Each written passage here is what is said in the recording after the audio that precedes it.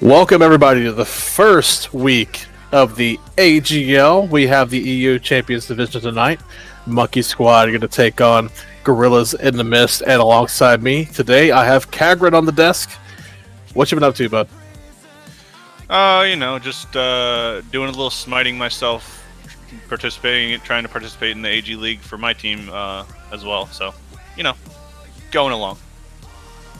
I hear that. Well, luckily for us, we're in for a treat. Best of 3, as always, for our league. Can't wait to get started, but you mentioned you're also in a league. So what league are you, in the division? What division are you in? I am over in the Giants division with AG Revenant. And that is our Plat to Diamond division. We have a Golden Below division called the Albion division. And then, of course, as mentioned here, EU Champions. This is a no rank lock division. So a lot of fun to be had on this one.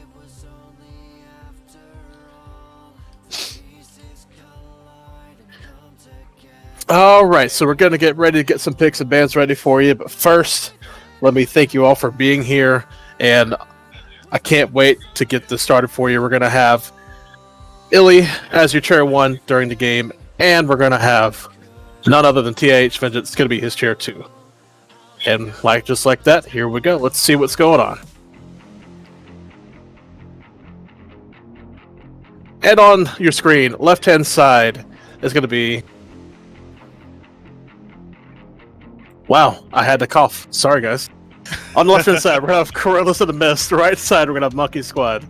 And if I don't see Sun Wukong and Hunbot stand out a lot here, I don't know what to say about myself. I really just want to... I don't... If they don't get banned out, I want to see both teams take them just so, to see who's the better monkey. That indeed, but instead we're going to get a first ban on the Aphrodite. Have you been monkeying around with this pick? Are we really going there already? Okay. Aphrodite is big into healing, which she keeps the people alive. She can connect to one person with the ult, makes them completely invulnerable to damage. The healing is insane once you get to late game in terms of just the regen that you can get out of combat, even in combat. There's only so much anti-heal can do, so if you think that the other team's going to go into a heavy healer comp or try and grab her, just get rid of her. Yeah, might as well. She's been pretty hard to deal with this season, especially with the likes of Dardas and SPL playing her quite a bit. But Horus going to be the first ban on the Monkey Squad side. We're going to also see a Camazotz and a Thor, 2 assassin bans here. And those are 2 top-level assassins. You have Camazotz, which can flex to solo or be used in the jungle if the jungler is comfortable on it, and he will just cause chaos on your backline, on your squishies. Thor is just always in the top. The global pressure, the damage that he brings out, the wall. As we see, Yamoja picked up first. Yeah, Yamoja being let through. Ho Yi was banned out by Monkey Squad, and Merlin was the last ban for Gorillas in the Mist. So Yamoja, first pick material. What's so great about her? The continuous CC chain that she has with the 1. The fact that she doesn't need mana. She has the Omi. The ult doesn't cost any mana, and it cuts off team fights so well just to separate things and be like, we get to fight where we want to fight. You have to deal with what the boundaries we set. With that said, King Arthur going to be picked up on Monkey's side, and we do have a monkey in this game. It will be the bots this time. There's still time for Sun Wukong. I'm kind of surprised I didn't pick him over King Arthur. I think that's just because of the level that King Arthur's at right now.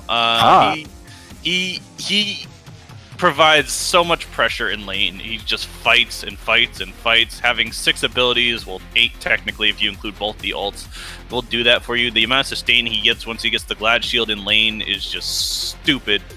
And he can fight 3v1, 2v1, 4v1 even if he gets far enough ahead, and he could just walk at you and you can't really do anything to him. Hunbats is just another top tier jungler where he just creates so much separation and distraction using the ult. Yeah, separation is a big deal, and Uller going to be able to jump away from the Humbots. Raijin also going to be able to jump away from the Humbots, but will it be in time? That's at least the Raijin does have a CC immune ult. Possibly he can use it in time, but what can Uller do to make sure he can get out? Have his finger hovering over those beads, and make sure he's positioning pretty well. Don't let the Hunbats stick to him, because the Hunbats, with having no CC immunity, unless he wants to take the defense road and go Magi's late, then it's going to be it could be a rough game for him, unless the team can peel for him to keep him alive. Note for Raijin, by the way, give him back his CC immunity on his 3, please. Oh, is it really going to be like that? You want a meta character to have something better to make him even more meta? Is that what this is? Listen, I loved iframes Raijin. Give him back. Give him back to me, please.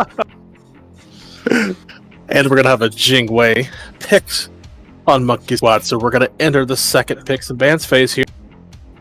But Jingwei, I know Rage has been a huge thing, but why is she picked so often? It doesn't matter what the meta it is, it seems. She's just always there. The reason Jingwei will always be up there is the fact that no matter how much pressure you pick in lane, no matter how much you try to focus that lane, she can just come right back. She can back at any point in time, and with her passive can get right back to the tier 1 tower in about 2 seconds and be back to lane and barely miss a wave if she does at all. Doesn't matter what you do to her, she can just farm up, wait for the late game, show up to team fights, and then do all the damage she wants. Super safe. Super safe is definitely what she is. I mean, just having her agility and her ults, there's just so much she can do at one time. Discordia and Sobek banned out by Gorillas in the Mist. On Monkey Squad side, there's going to be a Pele. Often we see a Pele ban, but a Mulan as well. I think the Pele ban is seeing what the top level players like Lasbrook can do with Pele. You see what he does. You get early pressure with her, and you can just run a game whichever direction you want to. Lots of early damage. The ult, the cone autos from the ult are great. Mm-hmm. It's so much you can do with a Pele if you can use her well. Yeah, and she can definitely she can sit underneath that home box if he wants to ult. If she can get that knockoff up on time, that's something. But also she can just ult in response. She doesn't take much of that CC. Scylla, talking about more CC, and that completes the AoE that we need for this Humbots to be paired with. Yeah, and when you compare the Scylla with the King Arthur too, if the King Arthur takes somebody in the air using his upgraded ult, it's a sitting duck for the Scylla to just use her I'm a Monster on and just finish him off. It's going to be very interesting to see how they pair the setup for the Scylla. Yeah, it's definitely interesting, and always don't ever count out that Jingwei knockup either. It's so sneaky good. Osiris, Raven, gotta be your solo and jungle picks more than likely. So Osiris, I haven't seen him a lot personally in this season, but I also haven't seen a lot of King Arthur in our leagues, in our division, in our leagues. So, Tandy, talk to me about this matchup, Mr. Soloing. Well, the Osiris, if you're gonna be fighting into a King Arthur who wants to do nothing but fight, there's 2 things you can do. Grab somebody like an Osiris to just fight him back as hard as he wants to fight, because that's what Osiris is there for, just poke and poke and poke. Such low mana need on his 1 and 2. He can just fight and fight and fight, and then the mitigations from his 3. So it's gonna be a bit of a pressure versus pressure in solo lane, and it's gonna be very interesting to see which way they bring it. Another AoE circle coming in for the Monkey Squad. Kuzumbo gonna be the one for this time. So we have the big AoE Humbots ult, the big AoE Kuzumbo ult, all to help with the Scylla. It's gonna be interesting. And not even just the AoE ult for the Kuzumbo. I like the push. If you push somebody into a wall, they're just stuck there, and then the Scylla can destroy them. They definitely can. So I'm seeing a lot of aggression out of the Gorillas in the Mist. I see Uller, Raijin, Osiris, Raven. Is there a more W key comp than this? It'd be hard. You'd be hard pressed to come up with a full comp that'd be more W key than that. But it's going to be interesting how Monkey Squad can reply to that pressure, because they've got some decent pressure picks themselves. They definitely do. Let's see what happens first. Is Gorillas in the Mist going to be able to use that aggression and to say, Monkey Squad, you don't get to see the end of this game? Or does Monkey Squad say, no, no, no, we're going to be able to push this through? But give us just a moment to get ready to go. You'll be hearing Illy and TI Vengeance very soon.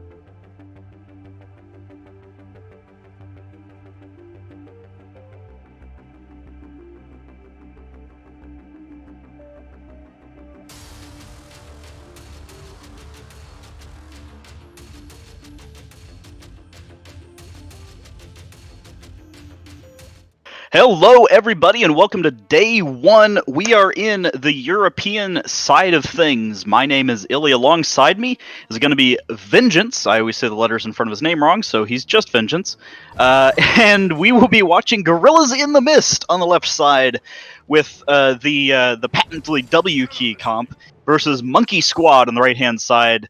On the Chaos side, maybe a little less W key, but certainly got some AoE action going on. Vengeance, I'm excited for this one, and for me, this is a lot about the jungle. What do you think? This is this is one of the biggest games that the jungle will affect, just because you have, for Girls in the Mist, Ravana, who is a high-pressure jungler early on. He's scary. On the other hand, you have Poon Bots, who once he hits level 5, you don't want him anywhere near you, because if you don't have beads, which Monkey Squad has a very good beads burning comp right now, you're not going to get away from what they want. It's so good at beads burning that Robin, with 2 CC immunity in his kit, still decides that he goes beads over Blink here, which is, Robin getting Blink has been a pretty good staple. There's a little action here in the duo lane. Action from Money Swag on the Uller, putting out some good damage off of his axe. But, I mean, that's just one of those things that you moja Uller. Oh my gosh, that's a terrifying lane, Vengeance. It really is. Uller is just such a high-pressure ADC, and the crazy part to me is that Monkey Squad is bringing their dual lane so far up with a Jingwei against Uller. It's such an easy axe stun combo that, just as we saw, he almost died within the first minute. You see axe stuns, I see monkey bounces as Louis Vans on the Hunbots there from Monkey Squad, gonna get his beads forced out actually. Good Prana Onslaught, Laceration! Takes the first blood in the mid lane. And I'm saying this is about jungle picks because this Robin needs to keep this kind of pressure, this kind of damage up, because Robin in the late game does not feel nearly as good as a 5-man Fear No Evil. No, it definitely doesn't. The thing about late game Robin, though, is if he does continue applying this early pressure and getting the further lead, he's going to be 2 levels ahead. And then when he sits there and goes, oh, hey, I just got Fear No Evil.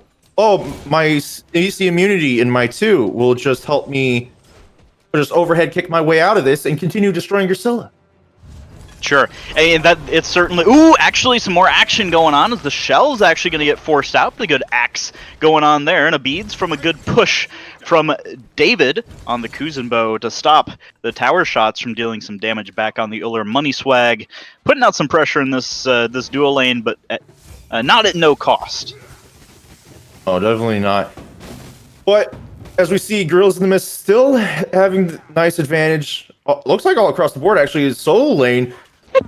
Luans looks like he has an opportunity to go and rotate over, but with Alba being this low, it really isn't worth it for him to do anything. So as we see, he's going to decide to rotate away. But unfortunately, Laceration is already taking those mid camps. I mean, one important thing I think in this game, there's been no invades so far, which I think certainly favors Monkey Squad at this point. This is Osiris's best part of the game against a King Arthur. King Arthur gets Glad Shield done like he just did. He's going to teleport back in. He's going to be a real happy King Arthur. And the Osiris, he's going to get his Glad Shield done. It's still going to feel pretty good. He can still try to box him, but he's not going to be nearly as effective as the Beyblade-esque character, I think, to borrow something from Finch once he gets in the mid game and the late game. You know what the one difference about Osiris solo versus King Arthur compared to any other solo? There's only one? No, I'm just saying. Do you know what the big difference is between any other pick against this King Arthur?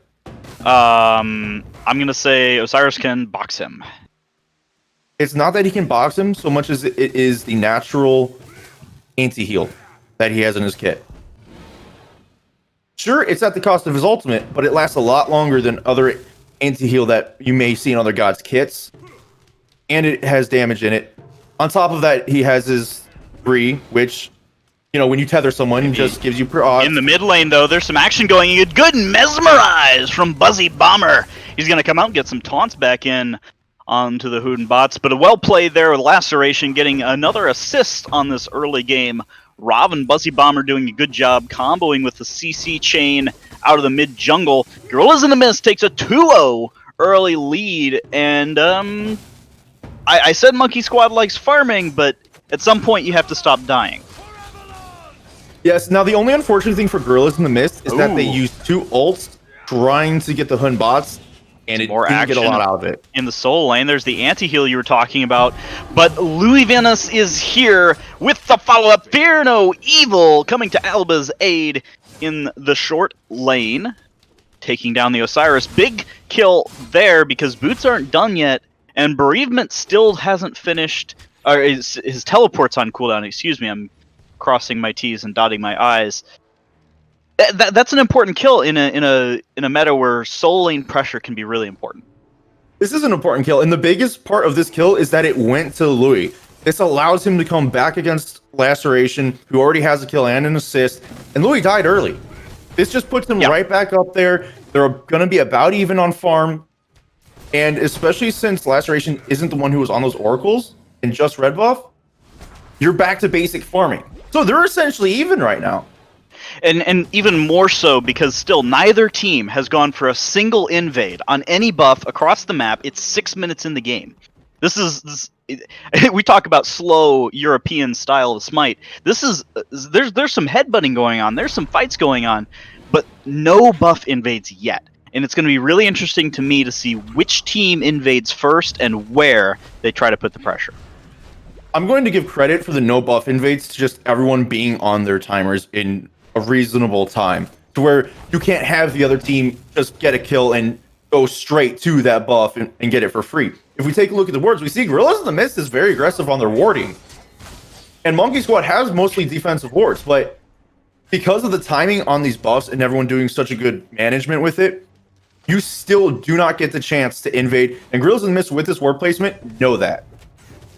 A little bit of action in both the side lanes there. Looks like MB11, my friend, I don't know how to say your name. The Jingwei player got her ultimate forced out in the long lane.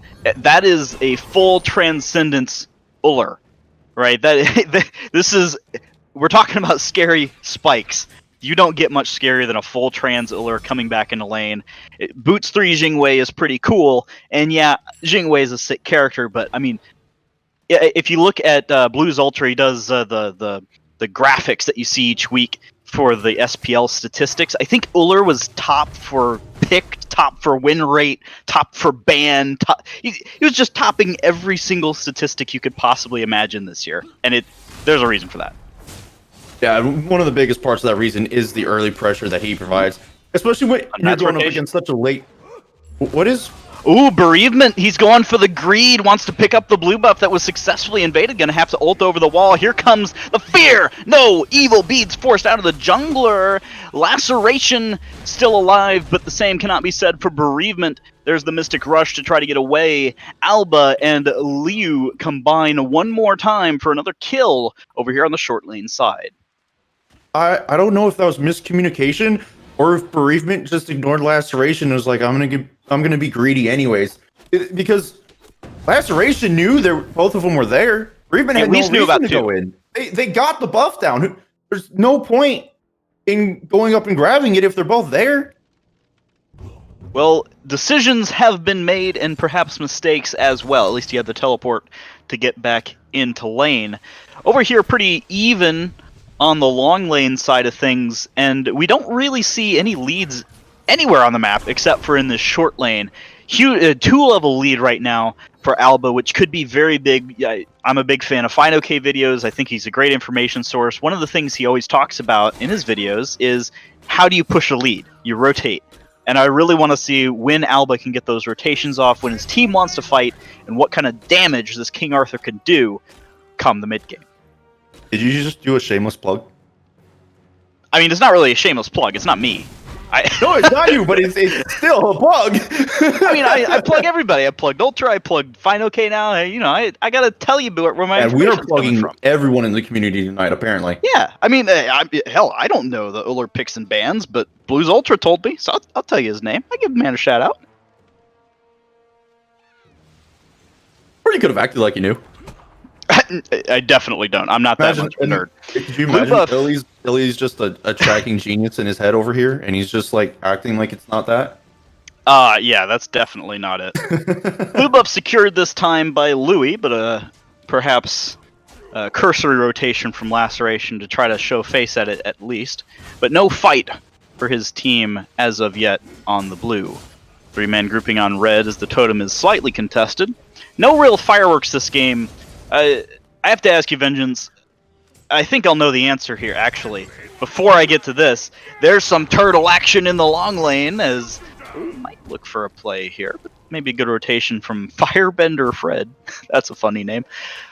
As there might be some fireworks around this Gold Fury. Mid-jungle's going to rotate in as well. It's a good idea for Monkey Squad to decide to get out when they... Uh-oh! He died under tower. Uh-oh! That was... Whoa! And there's more greed in this game as Bereavement gets the trade on Alba because Alba decides to dive the tier 1. I don't really know what happened, but that's unfortunate as Money Swag might get a little bit of commitment on him, but a good axe might slow it down for now. Jump out is good, but a rotation from mid support here. It's a 1-for-1 trade. I'm sure the classic answer is #worth for Bereavement, but... I don't know, there's something to be said for Alba to, continue to assert his dominance and all that. Yes, the only thing is that he's now only a level ahead instead of 2. It's not great. And it just shows Gorillas in the Mist that do we really need to be over in the solo lane if he's going to play so recklessly that we get a good trade out of it in the end. Because realistically, that did help Bereavement. That brought him back in. Yeah, and that's... all Alba had to do was force the back. He has to walk back to lane. That's way more worth than a kill. A little bit of action going here. Still around this blue buff. Laceration's been on time for it the past 3 times. Only one successful invade, resulting in his soul laner's death. He has his beads up this time. Fear no evil, of course, is available. Back camps will be quickly invaded, but Laceration looks like he's in the wrong neighborhood here. He's going to Mystic Rush out of town, but Bereavement's still in the way, trying to peel him out. Stop. I don't know if Bereavement's trying to run away or try to fight, but he's still in there, man. Fear no evil not used as the Watery Grave pushes him away, but Jimmy takes him down, but perhaps the bigger boss in the Gold Fury secured by Gorillas in the Mist, while all the clowning around was done at the blue buff. You know what? I would have called it a bad play because he was possibly baited into saving Laceration. But his team did call out that they were doing the Gold Fury, so he's like, I'm going to distract all 4 of you. Yeah. No, I mean, that was hilarious, right? You just see, like, the sharks circling around the back camps, and then, meanwhile, there's a snack on the other side of the map too, and that one's worth probably a little more money than the the level 10 1 and 4 Osiris. Yeah, now I am going to say this. I'm getting a little concerned about how much time Laceration's been spending over on that solo side of the jungle. I just noticed he was looking for blue and back camps again when he could have been in mid trying to get more pressure on the Scylla, who's now ahead of Raijin. And we all know how Scylla is in the late game. If you let her get ahead that early and she continues to push it, you're going to have a one-shotting Scylla before you can do half damage to her. But I don't think we're quite there yet, right? This is a level 13 Scylla. It's 13 minutes of the game, and yeah, you never like to see any character get ahead when you're in a Smite game. But this is kind of Raijin's power spike, right? He's going to finish this Typhon's Fang. I'm not talking about the soul lane fight because, let's be honest, nobody's ever going to die. Oh, this is what we've been seeing for the past 8 minutes, anyways. But Raijin's going to finish this Typhon's Fang, right? This is the quasi Venenu build, and he's just going to spike on power, and he's going to be really, really strong. Even if there's a slight lead for Scylla, I'd much rather have a Raijin with 3 items than a Scylla with 3 items. You say that, but if that's Polynomicon or Soul Reaver, and I'm betting that's Polynomicon, she's going to slap with an auto. Yeah, I'll still pick the Raijin every day, thanks. But my point was more of if you allow her to be from getting a lead, and she just continues increasing it. If she constantly is building on it, and nothing's done about her, then yeah, she's gonna reach that point of one-shotting, and you're like, I can half health her, but she's gonna one-shot me. But before we get to late game, I think mid game has yet to occur, and this will be interesting. We're getting towards that 15-20 minute mark. Nobody's builds are quite done, but we're hitting initial power spikes. And it's going to be really interesting to me to see which team can pull out and take a lead in the mid game, because Gorillas in the Mist, probably predictably based on their draft, have gotten a bit of a lead through the early game. I just want to see if they can transition that into being something really substantial between the 15 to 20 minute marks. I will say if they can keep objective control the way they have, even if it's at the cost of bereavement every time. I mean, his name is literally bereavement. Like, Monkey Squad, what do you expect? Monkey Squad go ahead and kills and towers, but that's all been on the solo side, and they gave up Gold Fury for it. So when you're looking at gold, you're down just from farm and Gold Fury, but you're heading kills. So obviously, Gorillas in the Mist is getting what they want, and what they've lost is something not enough to care about. Action on the left side. Almost dead is the Jingwei player, but here comes Louis on the Hunbots. Fear no evil. Good beads as he turns around, look for the axe. Good use of the jungle there from Louis to not get himself spiked in the brain. No blink on the Hunbots this game. Vengeance, blink on Hunbots have been synonymous with each other for as long as Hunbots has been a character. But he decides not to go with this game. Any insight? I believe this is because Uller and Raijin are in the game. With because Raijin. Uller. Fair enough, I guess. His laceration's taken low. Realistically, if he blinks in, feeds off of getting CC'd, and then Uller axes him after that, he's dead.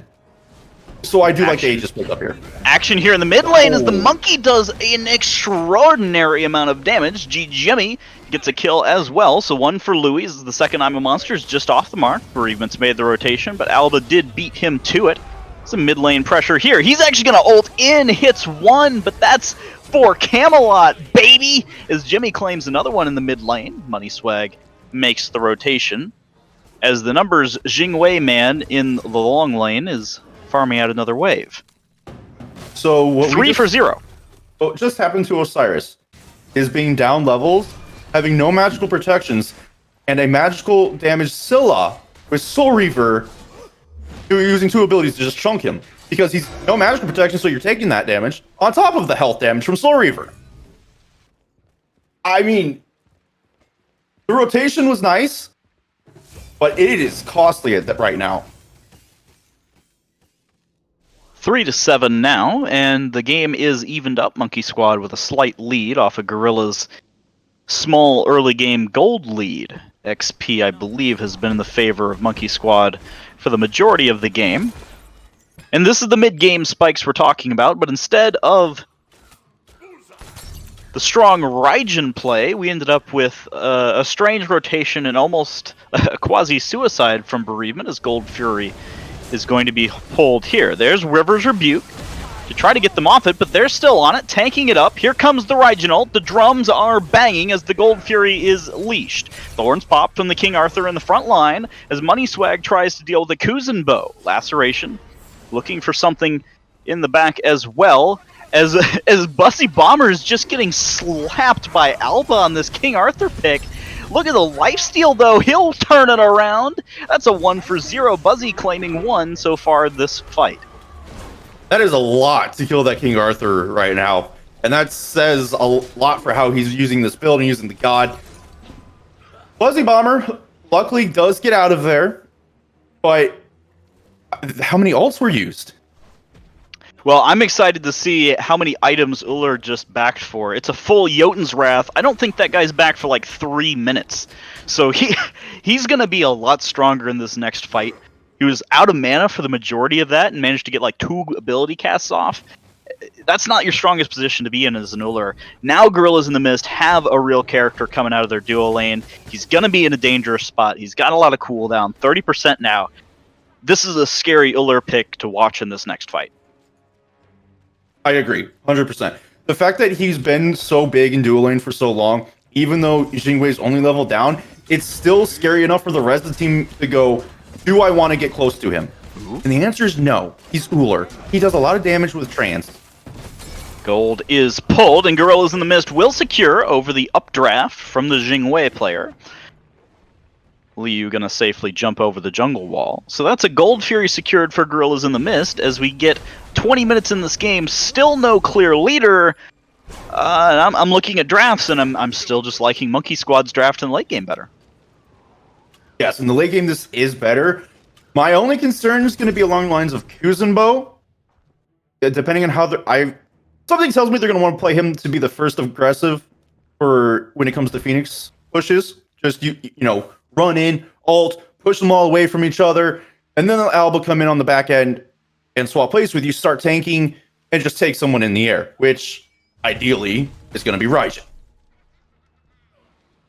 Well, Oni Fury's secured. No Executioner on the side of Gorillas in the Mist, so maybe it's a little bit harder for them to pull a Fire Giant than usual, but could still group and try to look for picks or towers or whatnot.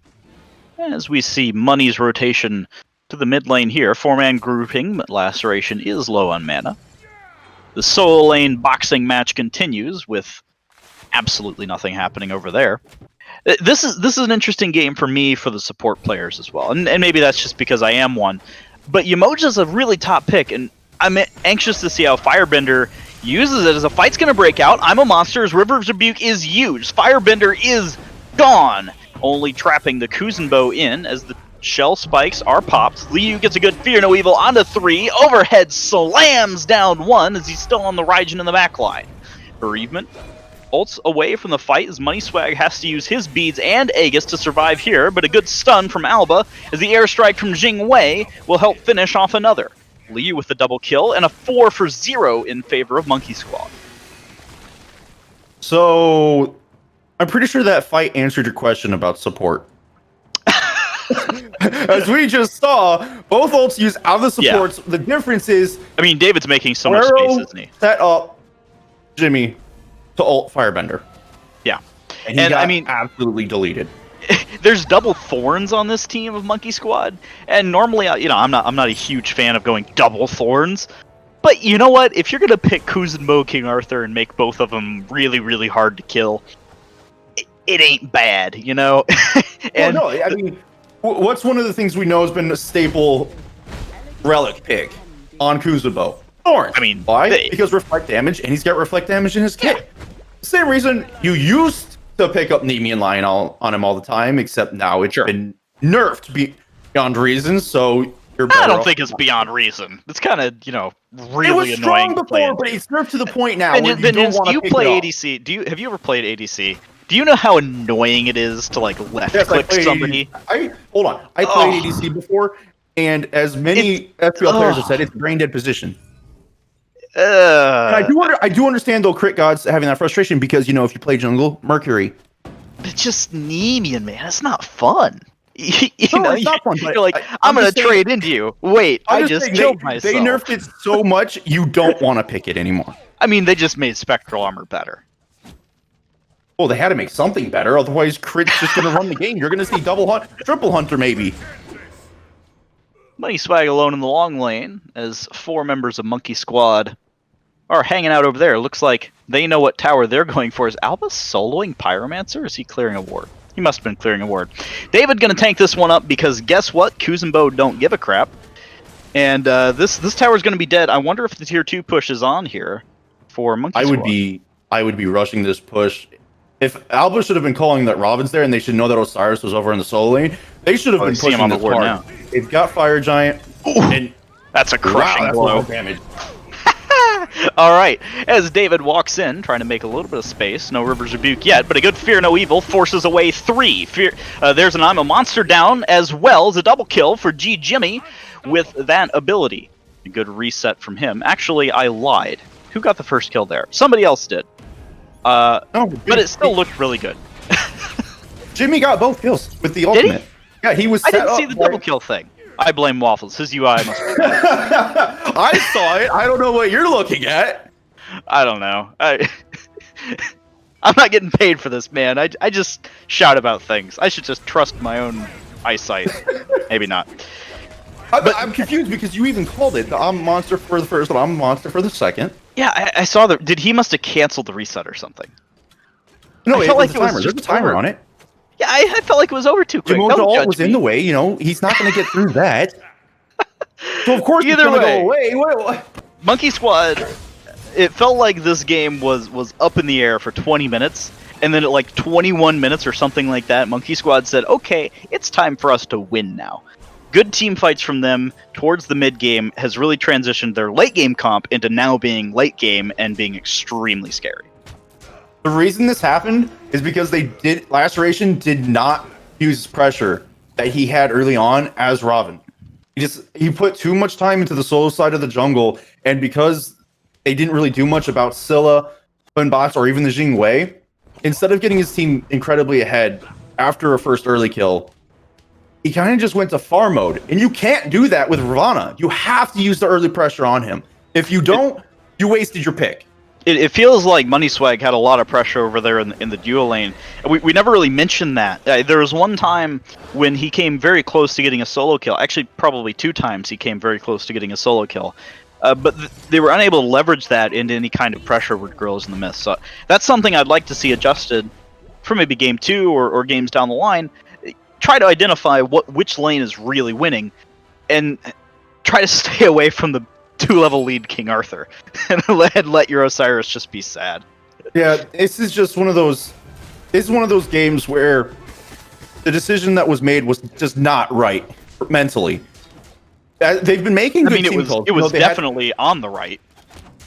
But maybe they should have made the decision on the left. Why? Because the long lane's in the left. A little bit of action going on here as Guerrero is going to push 1. The crush is good. Fear No Evil as well as MajinBuusha uses both relics to just keep himself alive. Buzzy over the top with the drums of war. Good damage as the monkey bounce just takes him out back, and he is gone. Yamoja with the great escape of the Riptides of the 21st century. I feel so bad for Money there. But that's just painful. Laceration he almost escapes. Straight at him. And here you go, bud. Take a present. That's I hear you like range bounce that you just hate to see. Yeah. Ooh, you hate to see that one too, as the Fire Giant securing some player damage on its knockup in this game. But a 10k gold lead, 10 kills, and pretty much all of the towers and Phoenixes in the lead are Monkey Squad. And yeah, I mean, you just look at that graph, right? That's like 21, 22, 23 minutes. That at that time, it's just a landslide down in favor of Monkey Squad. Yeah, and this just comes back to they've got the better late game comp, and Gorillas in the Mist let them hit it. The kills were only 4-2, around 20 minutes. And Vengeance, I agree. Monkey Squad has the better late game comp. But I really think this is a close game in the mid game, and that's where I'm concerned for Gorillas in the Mist. They had a good early game, and then I feel like their comp isn't that bad in the mid game. Is Monkey Squad's really that much better, or is it just gameplay? No, that's what I'm saying. They let Monkey Squad get to the late game too easily. They didn't do enough with their comp in the early and mid game. And then you had the rotation over from Bereavement, who was already 2 to 3 levels behind, especially against Scylla. We saw him get blown up. He had to leave. So then you're bringing Alba, who's ahead of your team, outside of the Ryzen. And that just causes all kinds of problems. On the left-hand side, River's Rebuke. Good use there to force the carries around to the outside of the Phoenix, but it is almost gone as the Drums of War will deal some serious damage. Jimmy forced out as well, but he'll claim a kill onto Bereavement with the I'm a Monster ultimate. Laceration pushed out here on the front side. Liu still has Fear No Evil available as the rotation to the mid-Phoenix here will begin. David tanking that up. Very, very tanky character, the Kuzenbo, as Alba is actually going to get a whole lot in his face, but oh my gosh, that was like a 4.5-man Fear No Evil. I don't know where the half came from, don't question me. As Liu's going to jump in and do a bunch of damage as well, the mid-Phoenix will fall. Alba retreats, but he has the teleport. Tighten down to about 3/4. Arthur took one in the air. There we go. Yep, that explains where my brain was. Thank you for notifying me of how my own... I don't know, I just said like, oh, yeah, there was a half a dude in there, and I'm like, afterwards, I have no idea where the half a dude was. But yeah, it was Alba using his ultimate to save his own life, allowing Lloyd to come in under him with the ultimate, and they get the Phoenix for that. I mean, these sieges have been really good for them, and getting that mid-Phoenix is a very big deal, because that is not easy to get normally. I feel like Louis has Blink, even though my brain and my eyeballs tell me he doesn't. He just seems to be hitting the perfect Fear No Evils in these fights. I mean, that's just due to positioning. We just saw everyone was focused on Alba so much that as soon as he's up in the air, you have Fear No Evil on the ground where you're all grouped. He forced ultimates out, he forced relics out, and Girls in the Mist is just sitting here like, what do we do about this? Yeah. And really all they can do is not push out. You can't give up Phoenixes for free, obviously, but you can't push to the front of your Phoenixes every time. Sometimes you got to sit back and push the back line off of their over-aggression. And we talk about players in this game, and a player like Jimmy is doing very well this game. Obviously, he's top of the player damage charts for his team, but I mean, I really have to look at the frontliners for Monkey Squad. David and Alba are making a ton of space for their backliners. This is such an easy game to play if you're Jimmy. You're sitting there, you're a Scylla, and you just get to mash your face on your keyboard and just kill people. And looking at these frontliners, instead of looking at, we will watch David just push Umoja all the way back, and Lloyd comes in. Fear No Evil on it too. They really want to get this Phoenix, but no one's getting anything off. But Jimmy does get the double kill with the monster, but Buzzy comes in with the counter. Buzzy combines with Laceration for 1 kill, as Jimmy will fall for only the 2nd time this game, as David's tanking up the Phoenix. Alba, excuse me, is tanking up the Phoenix as David front lines. And throughout this entire time, Jingwei Man, whose name is Numbers, was left-clicking the bird. And the bird, I do believe, has died. That's all the Phoenixes down against Gorilla in the Mist. Monkey Squad, surely an unassailable win at this point. And going back to the front lines, I want to look at these builds, because if we take a look at Bereavement, this says a lot about how this game's going. It's very aggressive, isn't it? Warrior Tabi, Contagion, good early items. Then he goes into Shogun's Katsari, which is where the confusion comes for me. This gives attack speed bonus. Sure. That's great for Uller. I mean, to be fair, it's also pretty good for Osiris. Yes, it can be good for Osiris, but look at his next item. It's Toxic Blade. Whenever you almost no magical protections against the Scylla, and she is blowing him up. And even beyond magical protections, one real constant that you see whenever you watch an Osiris player in SPL is they will very, very consistently have both Oni Hunter's Garb and Spirit's Robe built. What's the constant there? Mitigations. Osiris passive has 1.5 bajillion times 1 trillion mitigations. It's very scientific. I've tested it. And then Oni's Hunter's Garb and Spirit's Robe also just give you mitigations. If you can stack mitigations on mitigations on mitigations, you just become really hard to kill, even if you don't have a ton of one prod or the other. And a note for anyone watching who's a tank main, mitigations help you survive longer. Mitigations are good. They're real good. They're really good. And Oni Hunter and Spirit Robes, essentially, it does a lot more And this is one of the issues we're seeing with bereavement right now. This might be the end of the game here, though, as Alba will push in. Liu is on the Titan as Fear No Evil combines with I'm a Monster, destroying the Chaos, or Order Titan, from around 2.5k HP as a clean end comes out from Monkey Squad, really solidifying this game throughout the last 10 minutes. That Fear No Evil was just dropped, and I just watched the Titan's health melt. It was gone. It was poof. I thought for a second maybe Scylla was using abilities on it, but no, she's ulting someone else. I'm like, wait, is he the only one hitting it? No, obviously, I'm sure Jingwei, who, as you said, whose name is Numbers. I'm pretty sure. Jingwei. I feel like it's supposed to be MB Mixer or something. I don't know. It's somebody. He's really gonna have confusing, but we'll just call him MB. Yeah, or 11. Well, we'll call him 11. My buddy MB11 there has 8.7k structure damage and 6.5k player damage. Second lowest player damage in the lobby as a Xingwei. And this man just got to click on structures. GGME got to click on players. And Monkey Squad got to click on the Titan. A victory for them, as we will see you in Game 2. We pass it off back to Majin and Cagren on the desk. You guys can't figure out the Jingwei name. That's cool, because he's 11 anyway. That's what I've got to lead off with. Anyway, about the actual game itself. The early first, 5 to 8 minutes looked like Gorillas was going to be in favor with their aggressive draft, and then all of a sudden it started to look like Monkey Squad said we're gonna group up our abilities and we're just gonna go whoop. We're gonna take people off the map. Yeah, it's just that's what Monkey Squad's draft really gets to do. Get farm through the early game, get to mid-late game, let the Scylla get online with her power spikes. Kuzumbo over here undying at 0-0 and 13. Hunbats at 5-1 and 11. Once they got to the point where they wanted to, they were able to just run the game, run the map, and it looked pretty clean from them. Cagren, I know you just said they didn't die, but this is a Jingwei Kuzumbo duo lane. They didn't die as a duo lane. When's the last time we saw that ever in SMITE? I think the more rare thing is, when did we ever see a duo lane in SMITE have neither character get kills? I mean, that works too. It's crazy, especially with the amount of crit that Jingwei built. Rage, Deathbringer, even a Malice in there, and press 2, you have 100% crit. And there was 6k player damage. It was just so weird to see. But Go ahead.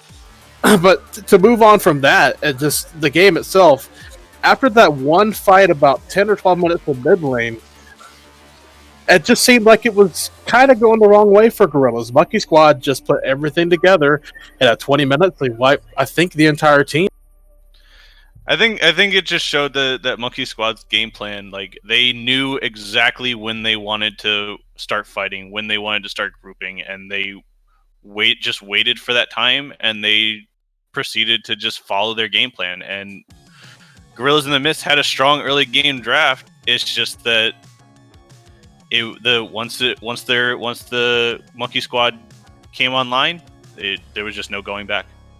Yeah, there was no going back at all. And what I like to say about the end of the game there, they took all the Phoenixes and then they just reset. They played the game smartly. So I wonder if the picks and bans are going to be just as smart as we get them ready to go. And is Scylla going to be a point where we're going to get rid of it, or are we going to pick it?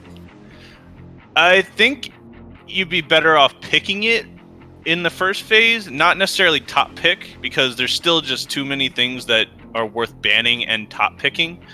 But if you don't want the other team to have it again, I would probably try and take it away from them, maybe with your third pick in the first phase, because once that Scylla gets online, she just chunks everybody. Whew. Yeah, you're absolutely right. And one thing I did forget to mention, I don't think I saw an Executioner built last game from either Hunter, so do we think that's going to continue as well in this game? That might be the case. Might as well be playing, Neath and Jingwei this time and keep the Uller. So we're going to be banned out for the first one for Monkey Squad, followed by Aphrodite again. This has got to be a target ban at this point. Probably, because if you see the same band twice in a row, that usually as a top band, it's either that team really just doesn't want to face that god in particular, or somebody on the other team has it in their pocket. And why, if it in the case of either, just take it out. Might as well get rid of it. Ho-Yi going to be banned again one more time for Monkey Squad. Grills and Mist going to ban out the Bats, who I believe was 6-7-1 in that last game. I can't remember exactly what he was, but he was popular. 5-1-11. He is what he ended, and he again, it just goes down to the control that the Bats all gives, as we see for King Arthur with the first pick here. Yeah, King Arthur. The first early levels last game. Yes, he was getting out-traded, but did it matter? No. His jungler rotated, which was the Hunbot's last game. So, if you liked it, playing it into the matchup, make them play Osiris again if they really want to. But Sobek was open last time, and here he is this time. And you see Sobek picked with the Kama. That's two flex picks right there. You could put Sobek in solo. You could give him to support. Kama could go solo. Kama could go in the jungle. So while that's two very high tier picks, the flexibility still leaves it wide open for the rest of their draft. And Yamoja was actually banned out this time. Horus, another support, being banned out. Do they just think the Yamoja was a trap pick last time? Because I didn't hear the trap music, but apparently I saw it throughout the game. All right, calm down. Yamoja, it can be a trap for people that don't have the full understanding of how to use her, how to position her. If you have her and in your pocket and you're comfortable and you know what you need to do with her, she's easily probably the best support in the game. But if you're unsure of what you're trying to do, what the goal is to accomplish in your team, you can leave yourself wide open to get picked, and you end up seeing what happens otherwise. Yep, that is surely a thing. And getting confirmation, Jingwei did build an XC. It was after they sold Hunter's Blessing, so I didn't see it until the very end, until it was brought up. So thank you very much. Jingwei once again, just that Sobek, if it's going to be in that duo lane, if he plucks you, you can dash out of there. And is this a rerun of the duo lane, Jingwei Kuzumbo? I mean, if it worked, if it ain't broke, don't fix it. Neither person died. Jingwei had 8k tower damage. I'm imagining that those numbers aren't gonna stay the same this game, but if it ain't broke, don't fix it. You saw what happened, you saw what worked, and it looks like the draft is just pretty much the same so far. Yeah, the Xbalanque gonna be picked up for the honor of choice this time. No Uller. Not this time. So is he going to be... He's not going to be banned out even. Interesting. He got a huge... Not a huge lead, but he was definitely up on the Jingwei the entire game. Mulan, once again, banned out for Monkey Squad. Gorillas in the Mist going to take out Raijin and Merlin, focusing on that mid lane. So does that mean you have to pick a mage away too? Or what would you do here? Well, the thing that it does leave open, we see with all this bans, the Scylla's open again. So I'm looking for someone to grab that Scylla, whether it be a return run on the Scylla for Monkey Squad or Gorillas in the Mist to try and just grab it away. I'm looking for someone to grab it here. We see the mages that were banned. Just seeing that Hera bandit's interesting. I haven't really seen much Hera this season. Outside of, once again, under the god Darda's place. Pele, going to be highlighted, was banned out last game, and now it's actually going to be a Mercury instead. So, Camazot solo, I take it. That would be the logical pickup, and you see it getting to the end of the draft. You start fleshing out what you want. The Camazot solo is very good to fight into the Arthur. A little bit better than the Osiris, in my opinion, because the Camazots can out-sustain the Arthur. The biggest problem with Osiris was he didn't have any sustain to deal with once the Arthur got his Glad Shield and got really started going. Camazots is one of the highest sustaining soul laners out there with his kit. You have sustain from his 2, his 3, his leap, his pools, the passive pools if there are any kills nearby. You just can't really poke him out as easily as you can in Osiris. Uh-oh. I was going to talk about how the Xbalanque ult can set up the Mercury ult as well, but Vulcan and Willish. Is there a knock-up on every single god in this team comp? It does look like it. You got Kuzenbo with his ult, you got Jingwei with the gust, you got King Arthur with his uppercut and the ult. And then you got Awilix and Vulcan. It's going to be very dangerous. It looks like it's going to be just set up for the Awilix and let the Awilix run everything. I do like that Poseidon pickup, though. You know, the Sobek can flick him back, of course, but having that utility to have a cripple, hoping that Awilix cannot do too much to you, but it takes care of Jingwei leap, or dash, rather. It takes care of Kuzenbo dash, as well as Vulcan's backfire. So, and a lot of movement out of King Arthur, 2 or 3 movement abilities. So, I really like that pick. But between both drafts, what do you like better? I'd be lying if I say I didn't like the Gorillas in the Mist draft. Just because of the fact of Camazotz in solo lane can cause so much chaos, and if you don't have somebody dedicated to keeping him off of your Vulcan or your Jingwei, especially with the Mercury that's just going to ult try and tear through each fight with his ult, it's going to be a hard day for the Monkey Squad squishies. Absolutely. There's potential of 3 Aerondites being built in this game with the Camo Merc and the Willish on the table, so we'll see how that goes. But for now, quick break, and Illy and TH Vengeance will be back with you.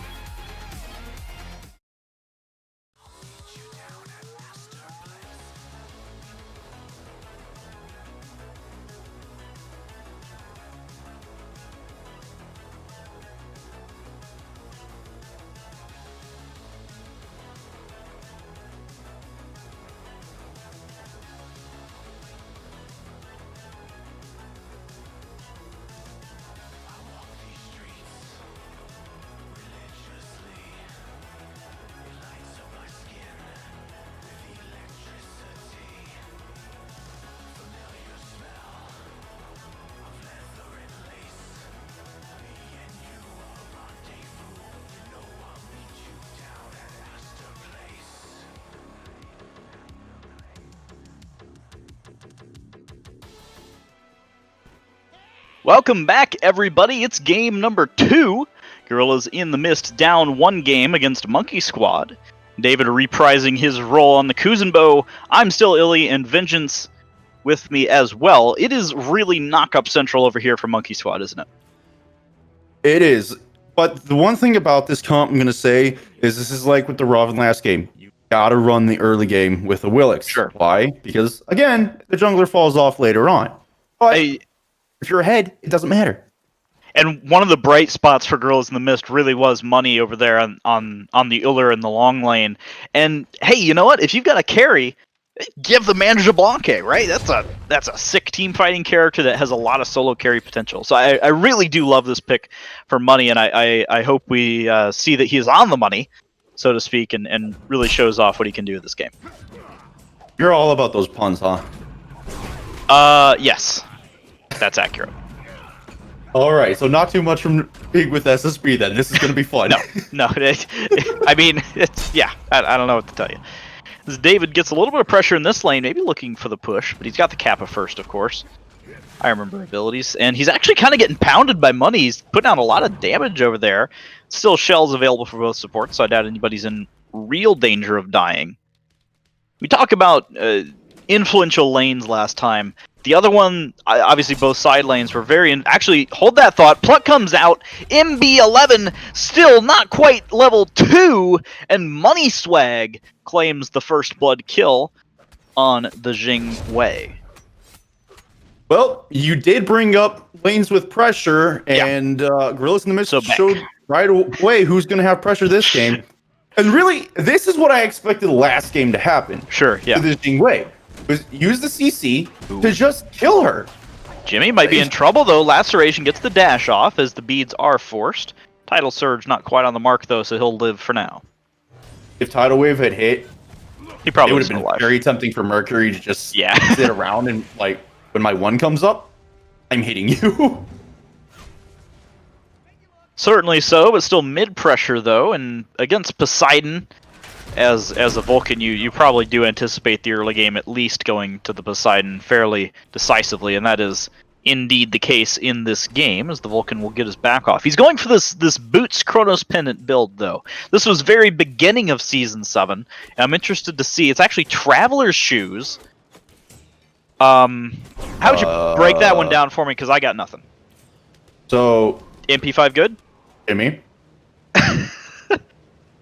there's a thing called Vulcan passive. mana boots that have cooldown, which is kind of important for Vulcan.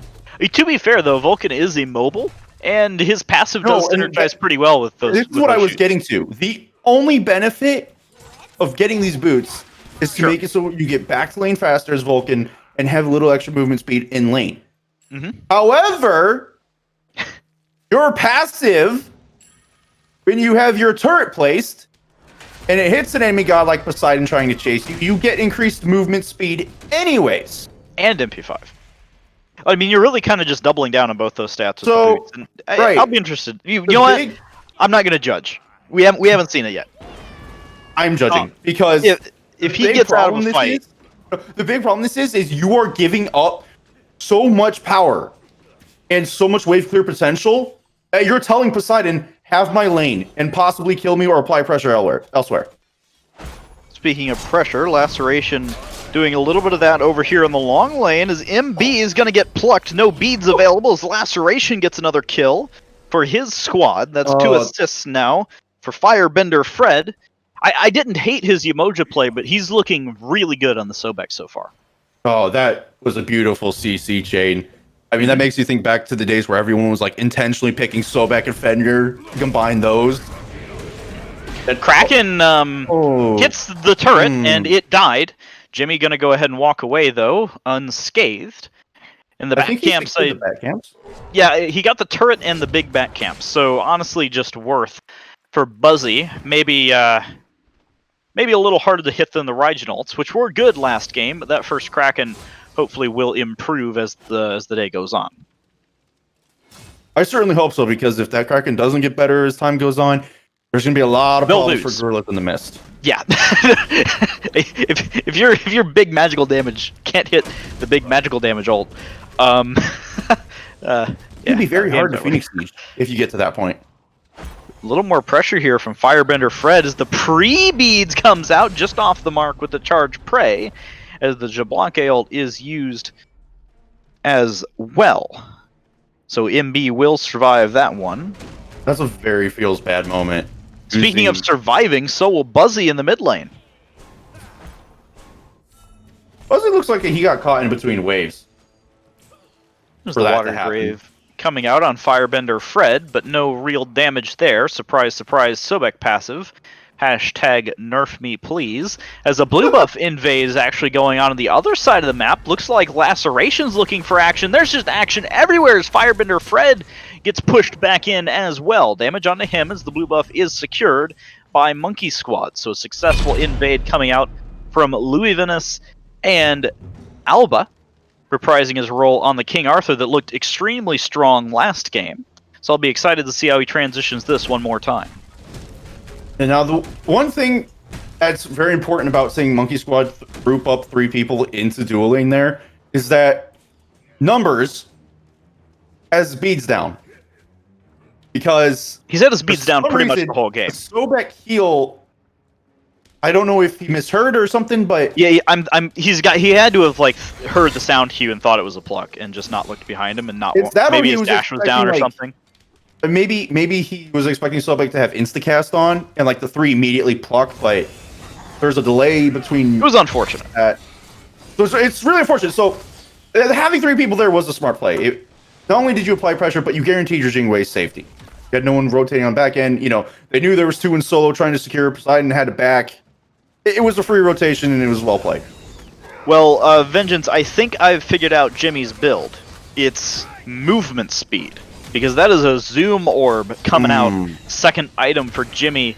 And, I mean, if you've ever faced a full movement speed Vulcan before, even if the guy doesn't have much power, you just want to kill him. And Firebender Fred is literally never going to be able to pluck this guy, because he is going to be moving faster than anyone else on the map. Yeah, and there's a Mercury in the game. This makes me dislike the boots even more. The fact that he's doing more. Because I'm willing to bet if he's doing this, he might go Chronos or Karen's coin. I mean, I think he's going to click on the movement speed tab and start buying items. If I see Karen's coin and Wingblade come out, he's trolling. I mean, you say trolling, I say zoom, zoom, zoom. There's a Mercury in the game, okay? He's supposed to be the fastest god in the game.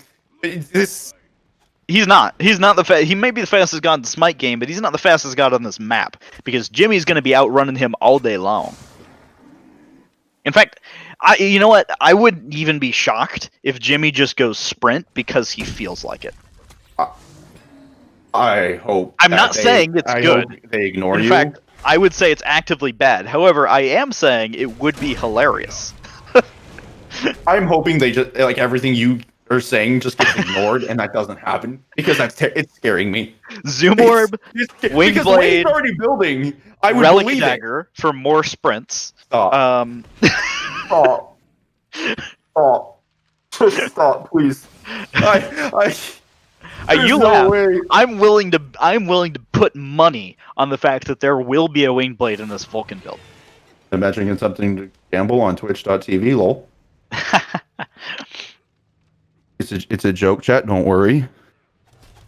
Still, a relatively slow game, though. Yes. We didn't really see anything happen in Game 1 until like 20 minutes. Is it going to take that long in Game 2 as well? I think they're going to try and go at the same pace. I don't see any reason, especially for Monkey Squad winning the last one, to try and change the pace at all, outside of having an Willix. And speaking of trying to change the pace, they really want to try and kill Bereavement here, but because he's on this, Kamazatsi's got a very safe ultimate, forces Louis to just kind of walk out. Hey, we got now we're sticking around. He's Kamazats with a Glad Shield. I think it's actually impossible for anyone to kill that character without serious anti-heal. I say that, and actually Louis has brawlers as they go for a potential another blue buff invade. No, I don't think they're going to go for it this time. Laceration will dissuade it. Laceration showed up. He's also got tier 2. Looks like it's going to be Erendite. And they were positioned very aggressively away from the buff. You're not getting through that. Sure. Even with your anti-heal item, you would have had to have Alba come up very quickly. He was in lane, went into totem. Ooh, there's the sonic boom as Jimmy's beads are going to come out. And so will Lacerations, as the Willish ult will force the same. A little bit of damage done there, but Jimmy will walk away alive and peg leg in tow. You know, I'm going to say Lacerations beads being down is not as bad as Jimmy's. Jimmy is certainly in a more vulnerable position. And just because, even though he's got David there, it's Kuzenbo. Hey, you say that, but Kuzenbo is pretty sick at peeling. He's got like 2.5 abilities that peel really hard. I mean, you've also got a Sobek in the game who can just make that irrelevant. Sobek's also got 2.5 abilities that peel really hard. I mean, so you can just Kuzenbo with that Mercury off your backliner, I feel like. As long as you have it, yes. Regardless of the debate on abilities, we'll see what actually happens in the game. The players have to make it happen in order for me to yell about it. So we'll see what goes on. As once again, true. we haven't seen a lot of support ults yet. The thing that catches me again this game, Money Swag. That name makes me feel slightly sick every time I say it. It's an interesting one. Oh, don't has a lead. I can't bring myself to say the actually has a lead over the numbers man himself in the long lane one more time as a more serious blue buff rotation, 4 blue jerseys over here with 4 red ones, so you might see a fight happen. Jimmy's beads still down, as are Lacerations, as aggression onto Firebender Fred, forcing away from the buff, as there's the sonic boom into the Kraken to kill one. Vulcan ult over the top does about 200 damage total, as the shell might save David's life, but a good pluck back into Bereavement to finish that one off. Laceration onto Abba, and Firebender will say that one's mine, as a 3-for-0 goes in favor of Gorilla in the Mist, 5-for-0 overall in their half. So last game we saw Bereavement to get baited into constantly dying on that side of the jungle. We just watched 2 members of Monkey Squad get baited into dying in the same spot where he was last game. The difference this time is Gorillas in the Mist is actually doing a very smart decision of taking the Pyromancer immediately. Yeah. No one is on Gold Fury. There's vision there. And MB's on a Jingwei. I mean, Jingwei with Devos, so she probably could kill it eventually, but the keyword there, I think, is stacked. Eventually. Right, eventually it's not stacked. You don't have crit or XC online yet. Yeah. And the biggest problem is they have vision. I really, the thing I want to highlight from that play was just Gorillas did a really good job of CC chaining. It was a strong Sonic Boom into Kraken knockup into... that's pretty much the CC you've got there, right? There's Sobek Pluck on the side. They really used all their CC buttons. They all hit their targets, and they reap the rewards. They get a 3-0 kill. Yes, it was, like you said, it was beautifully played. Speaking of beautifully played, a nice attempt from Louis with the ultimate to try and get bereavement, but he's wisely holding that ultimate just for any kind of trouble. And the big problem is Alba's not able to force it out. So these rotations are very hard to make onto him. You almost have to leave him alone and try and use all that pressure elsewhere.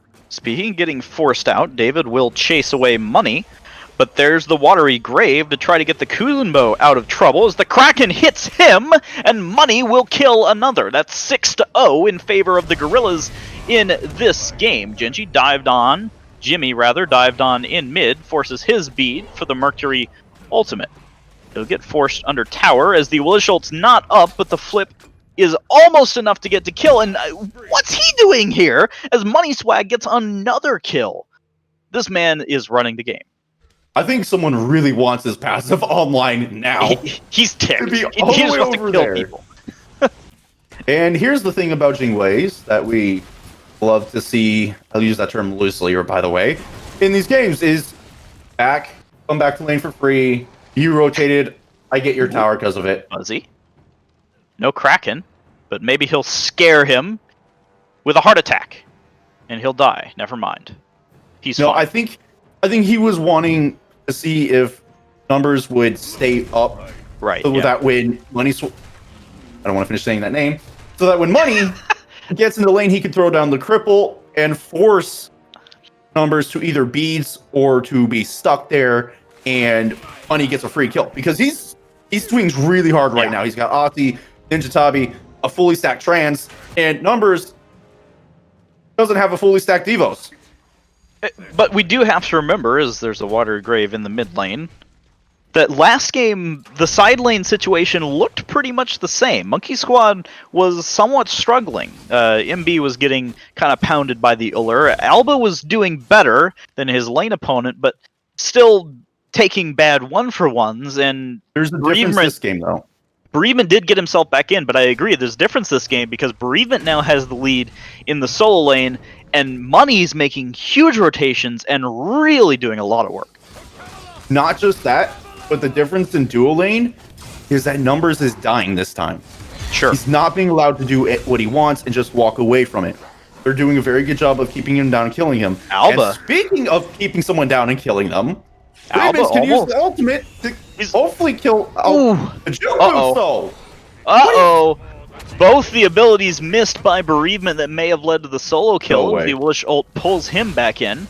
But by the way, I'm Kamazotz as the Gold Fury will fall in favor of Gorillas in the Mist. So good bait one more time for Bereavement, making a similar play as to last game. Crippled just off the mark, and the airstrike will get him out of trouble. Laceration will let him go, as they'll probably try to push the tier 2 in dual lane. So we got to see some spicy juke boots. Bereavement get out of a situation he should have died in. And Gorillas used the same situation as last game to get a Gold Fury just a little bit later. And oh my gosh, Jimmy just about one-shot Buzzy Bombers from about 75 HP. It's not one-shotting, but it's close enough for me as Louis makes the rotation in on the side. Jablanque the target here, but he's pushed away in lane and no Willishult available. I don't know how long this chase will go on. It shouldn't go on really at all anymore, except now that they're coming back in. Is he dead? He's just dead. You just dead him like that. Did he not get the memo that you're leaving lane? Don't push up too aggressively. Transcendence Jablanque, by the way, the darts hurt. I'm pretty sure his pass is fully stacked too. Yeah, I would be surprised if it wasn't. It's 87k. Oh, it definitely is. I don't know the numbers, but I think it's 6,000 player damage. if it isn't stacked, it's close enough, and he's got 2-level lead. He's 4-0. This is a big bad boy, and that's a Kraken!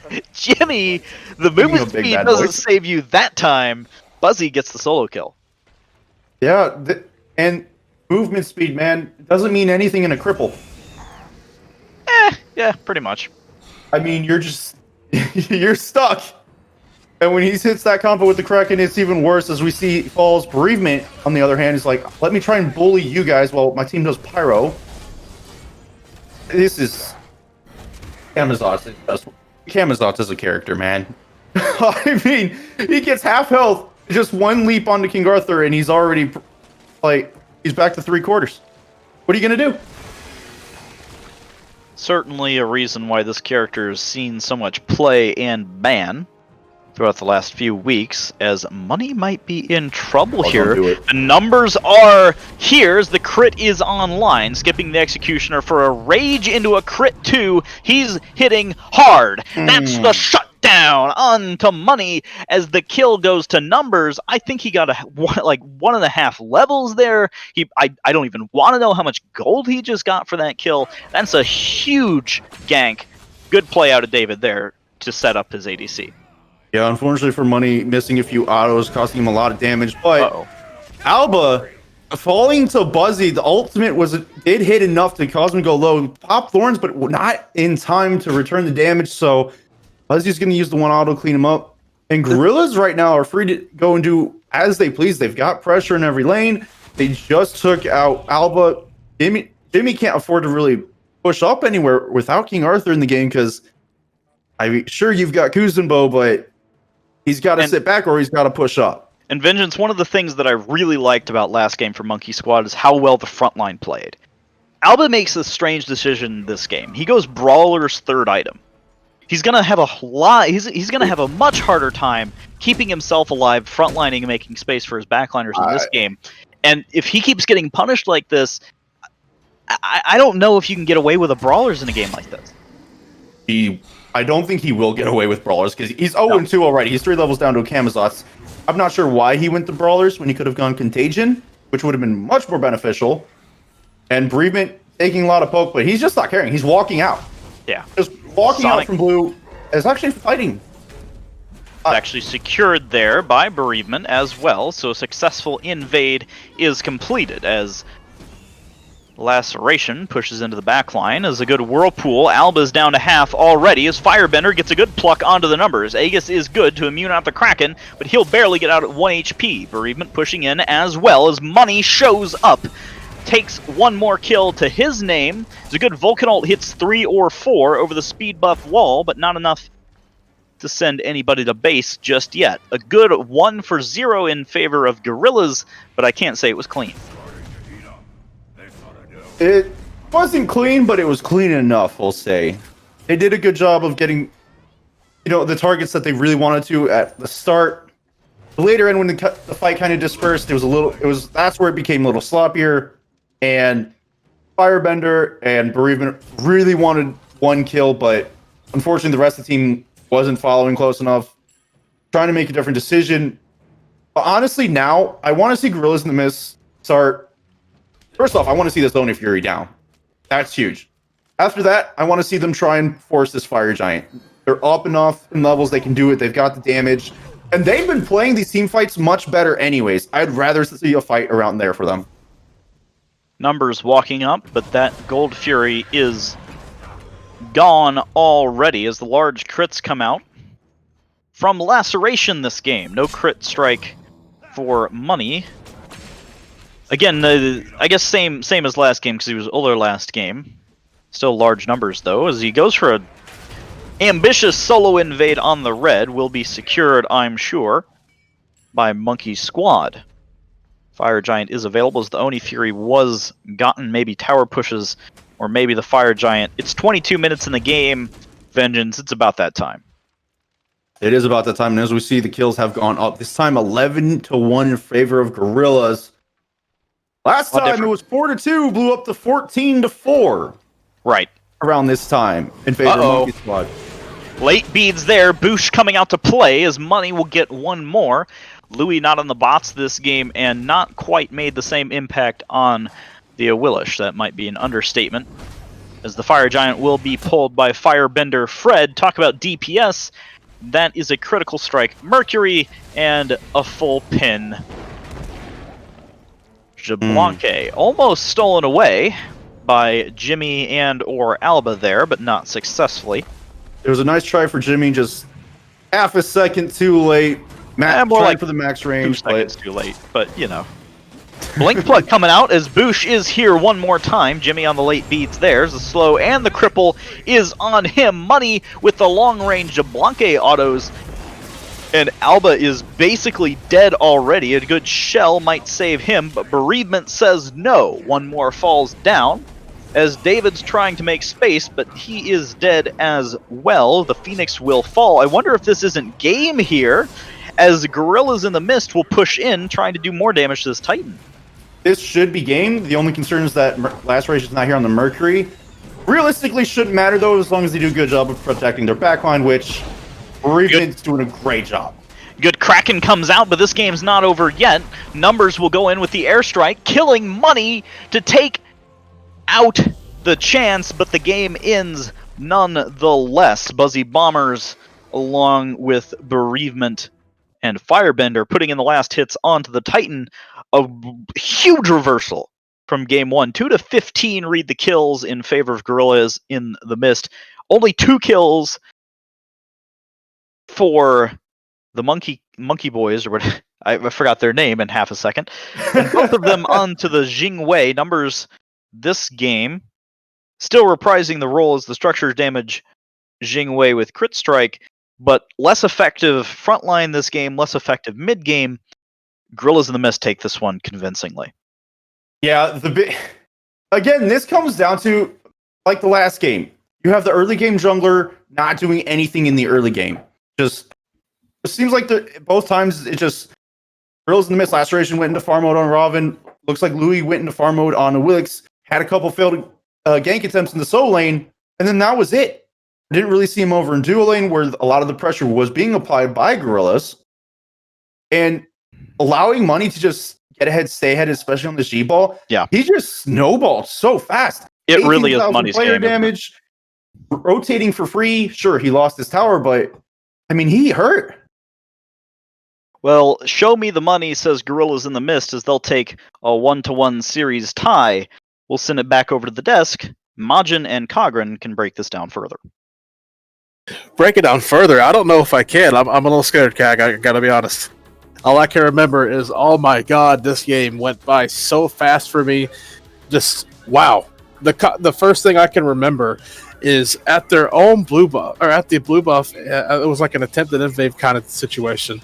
And there's a sonic boom into a special delivery, into a Kraken. It was just so beautiful. Yeah, it just looked like Gorillas in the Mist.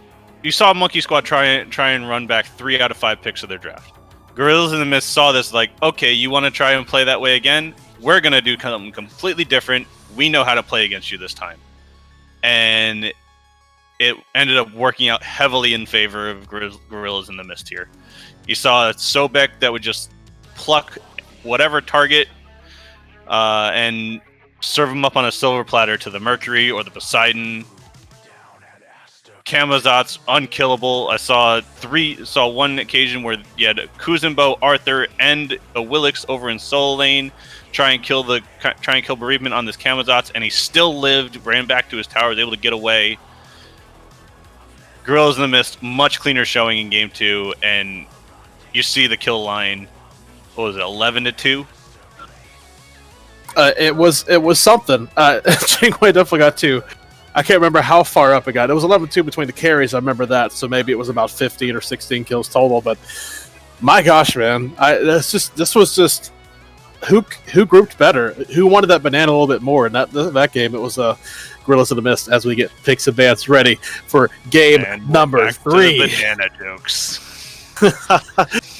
I mean, I've been holding on to that for a little while. You know how you hold a banana, and Boosh, come on now. Now you're just reaching. Okay, so one more time. This is a confirmed either we don't want to play against this pick, or this is confirmed just a target ban. One more time, Aphrodite is taken away first. And this time, we're looking at a Thor once again. Camazot's not going to be let through this time. They made that mistake. Yamoja going to be another ban as well. So what do these tell you so far? They've learned from the previous 2 games, both teams. They know, aside from the Afro pick, which there's just, again, it's either a pocket pick for somebody or they just really don't like that god. But other than that, these bans showing they're learning through the set. We saw a lot of these picks show up big in the previous games for both teams, or horribly in the case of the Yamoja. So they're learning as the set goes along, and they're throwing all their eggs in the basket to try and win this game 3. Yeah, definitely. After 2 games, they should be able to adapt to what the other team's doing. And Hanbot's, one more time, going to be taken away. This Gorilla the Mist says, nope, it was good enough game 1. We don't want to see it again. King Arthur going to be the ban out from Monkey Squad. That leaves open a lot of things. Odin, is open. We haven't seen him at all. Horus, Sobek are available. Is Jingwei still a priority? That's a lot to figure out. I like the Jingwei into the Horus purely because Horus will give you really early pressure in the duo lane, and Jingwei is the safest god you can have. If Horus blinks in or dashes in on you and knocks you up, you just dash away so you can try and avoid the rest of the damage. Sobek can be there to peel off if it's going to be a Sobek support again. Might go into solo lane. There's still that flex option from there. So overall, not a bad first 2 to go against the Horus. If this is a Sobek versus Horus in that duo lane, who's the favor there between the Guardians? Like, who do you prefer to have? I think it comes down to the Horus for me. Purely because you have the dash in to the knock up to the cleave autos, you have the healing that can heal you, the minions, your ADC. Sobek will give you a lot of fight and serve up potential, but it takes a little bit for him to get online. The biggest thing Sobek has is that he doesn't die most of the time. Mm-hmm. Horus can keep himself and his ADC alive. So Gorillas say Jingwei, Sobek, Poseidon. Monkey Squad say Horus, Mulan, and beam me up, Scotty. Is that really what I'm seeing? That's a surprise to me. I'm really curious. It also makes me kind of excited to see where that goes then, because Scotty rarely seen picked in comp, but since she's so rarely seen, some people may not know how to play against her. If you get blindsided by Scotty, she can hit you real hard and just punch your entire team in the mouth. I like it. I like the pick into the Jingwei just because you can throw Calder out, blow the ult. If you catch her in mid dash, you just kind of kill Jingwei then. Definitely so. Like the Horus with the Scotty combination, you have a lockdown for that ice throw. Oh my god, that's so much. It's kind of like having that impale from on her, except you're not going to get the stun, but there's so much damage behind it. And we're going to have Odin Pele banned out on Monkey Squad's side. You don't want to deal with the Odin when you've got a character without an escape. And that would be Mulan and Scotty. I mean, I guess Mulan could use her 3 to maybe move away, but Merlin and Raijin, that's been consistent for second phase bans for Gorilla. After the Raijin showed up in game 1, I guess the Gorilla decided we don't want this Monkey Squad to have this anymore, or we don't want to take the chance of Monkey Squad having it. Raijin does a very good job at spreading damage, spreading anti-heal, shredding prots with his Raiju combination. The ult has a taunt and a fear capability for CC purposes. It's just and as you said, when we talked about him earlier, he's just a really good god in the meta right now. Absolutely. So we're looking at maybe a support pick could be solo, and we're also looking for a jungler, I imagine, unless for some reason this Poseidon will find its way to the jungle. What do you think Gorillas are looking for here? It's really hard to say. I think it with the way that things are picked up, it looks like you're going to want somebody that's going to be able to get to the back line quick, be able to do a lot of damage because you got the Jormungandr who's going to go into solo, you got the Sobek that's going to go into the support. So my guess would be maybe if you want to take it away from, as we see the Rat locked in, maybe something that can dive on the backline, maybe a Robin, maybe... It's really hard to say where they're going to go with it. Yeah, definitely. The Scylla is still open, not banned from that first game, and I don't know if it feels like running back that Poseidon. I remember that. That Vulcan. Speed is what I'm going to call him. It's not Vulcan anymore. It's Speed. It's going to actually be Disco, and this brings some missing CC to the comp, I feel. Yeah, Disco's really good here. You got a team over here that wants to try and scale. As we see the Mercury locked in, that's a good pickup because Mercury can just dive into the back with the ult, show up, blow people up, and run away. Try and run away. Over here, you got Discordia, you got Mulan, you got Horus, you got Scotty. It's a team that, in my opinion, wants to scale. Discordia's damage comes on mid to late game, and once the damage comes on, she swings almost to the level of Scylla. That's if you hit people with that Strife, that 2-1 combo of hers, there goes a lot of health bars. Absolutely. So I don't know. I feel like Guerrillas are gonna take this with the draft that they've put together. I think that the Monkey Squad draft is got something lacking in the team comp itself. I just can't place everything together what the idea is. So do you think it's Monkey Squad or do you think Gorillas in the Mist? I'd have to go with the Gorillas. The draft for the Gorillas just seems more complete overall to me. Monkey Squad seems like it got reverted back to a few comfort picks. We saw the Mulan was banned in both games 1 and 2, and it was picked up here in game 3. So I think it's going to turn into what's better, a complete team comp or the comfort picks. Personally, I'm liking Gorillas. Well, looks like we're going to be able to see one of the newest Smite gods in action after all, Mulan. So here we are, game 3. Going to take a quick break. We'll have Illy and TIH Vengeance one more time for you in just a moment.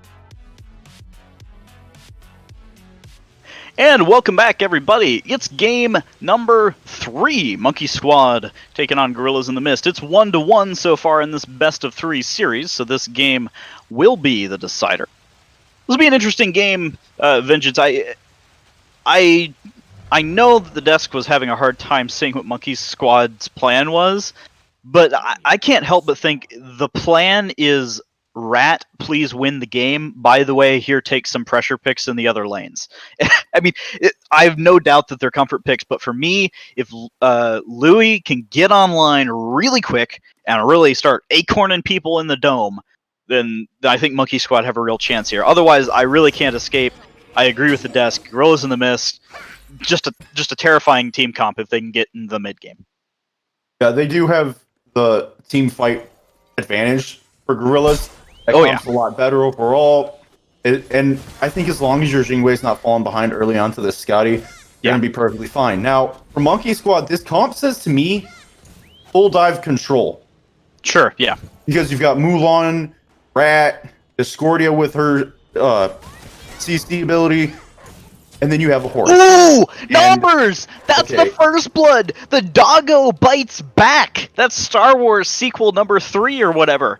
That's the kill coming out in the long lane. Numbers has been struggling in the first 2 games, has not looked great, but go ahead, take out the carry, give me another one. Firebender and Money are down 2 times, 2 kills, 1 minute into the game. Scotty pick, breaking some ice. That just had to happen right after I said that, huh?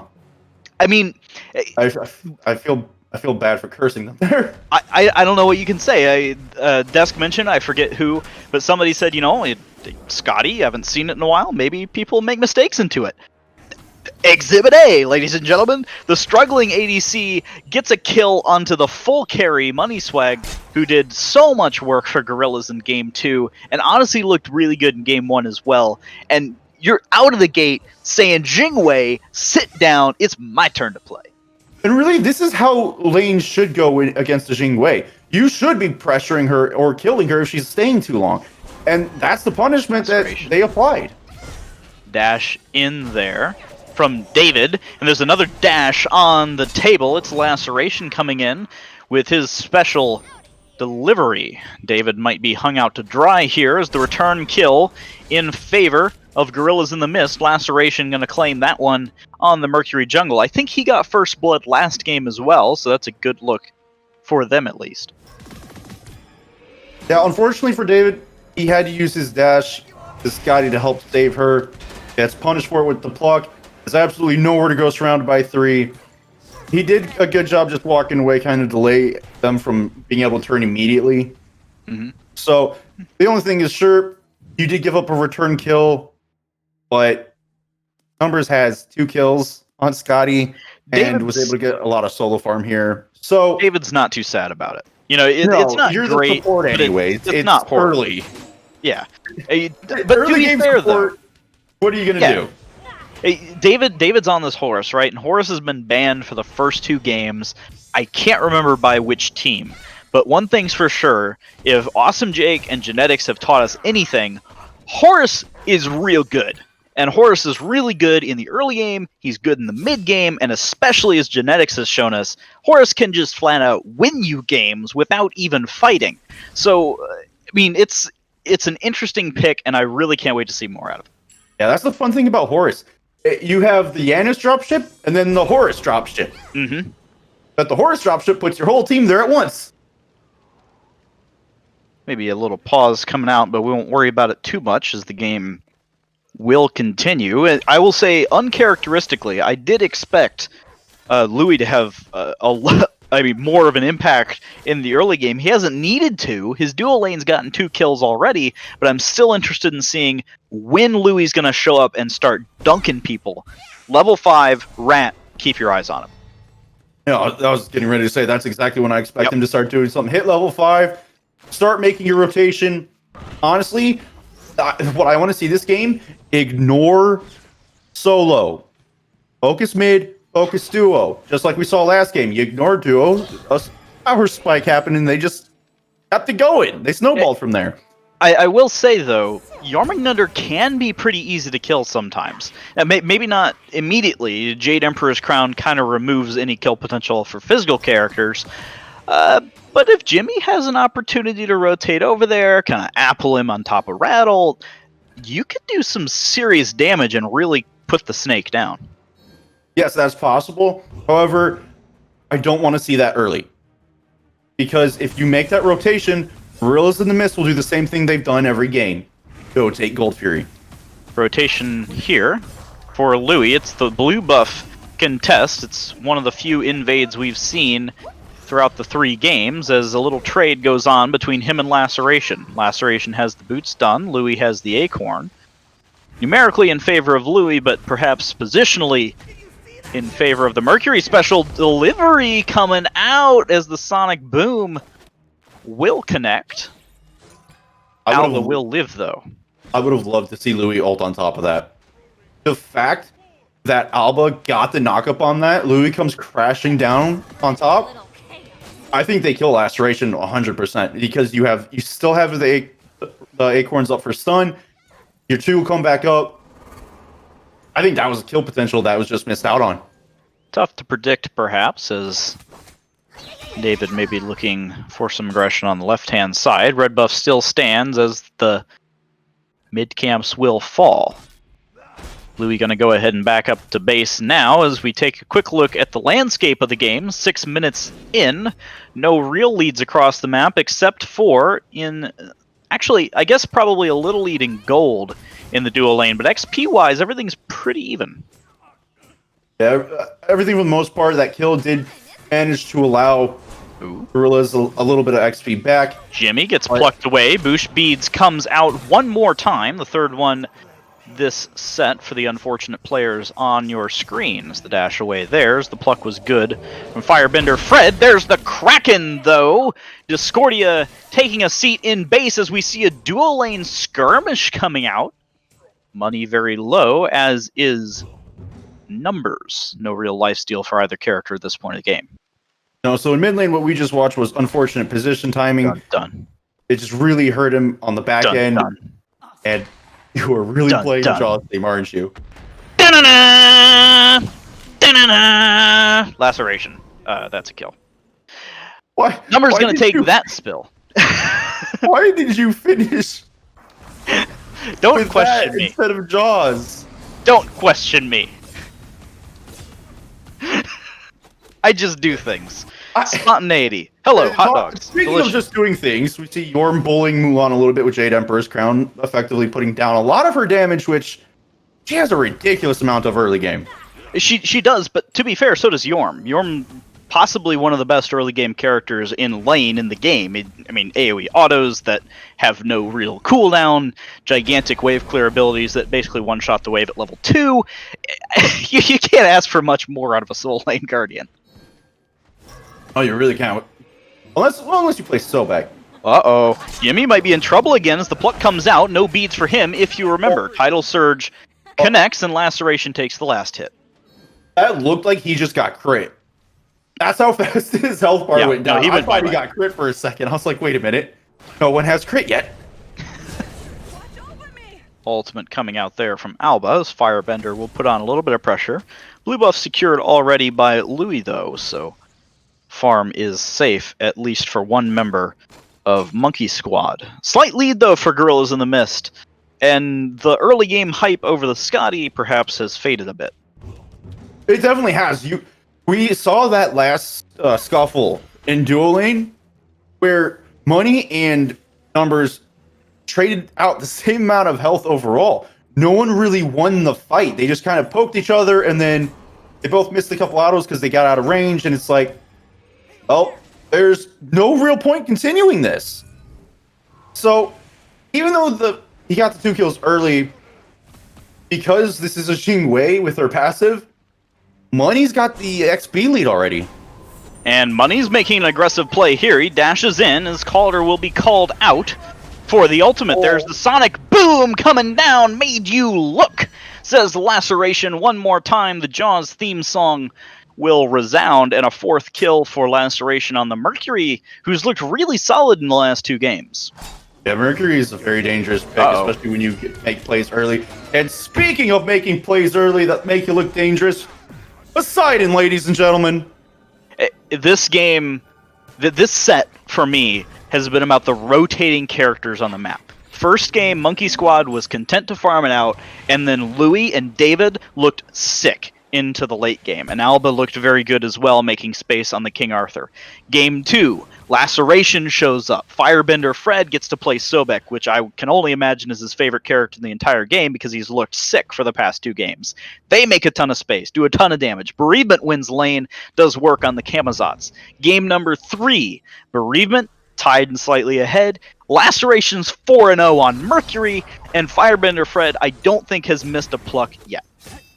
Oh, he's been doing an absolute amazing job on this Sobek. It's essentially how you want your Sobek players to play. Aggressively, and not just aggressively, but accurate. Speaking of aggressively, there's a solo kill. Money sits down. Numbers is... we keep saying, oh, well, the Scotty pick.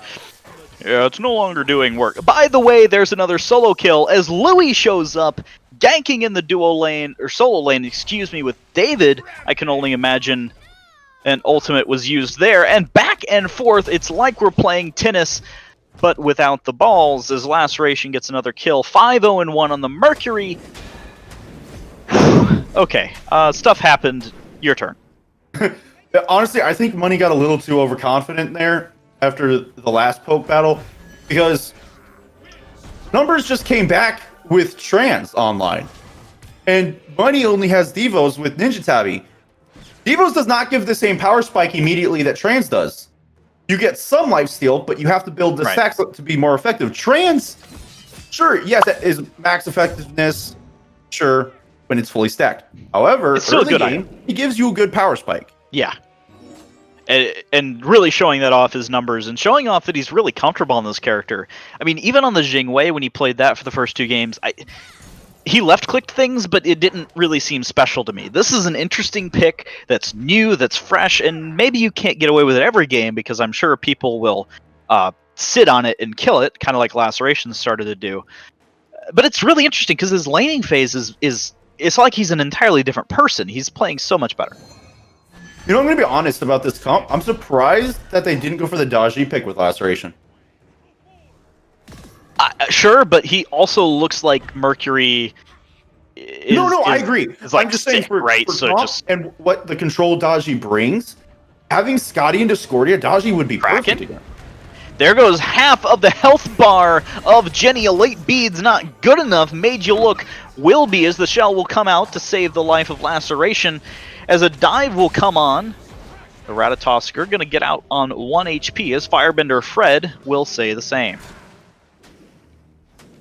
You know, that play looked very similar to game 1, when around 18 minutes, Monkey Squad wanted to start really pushing it.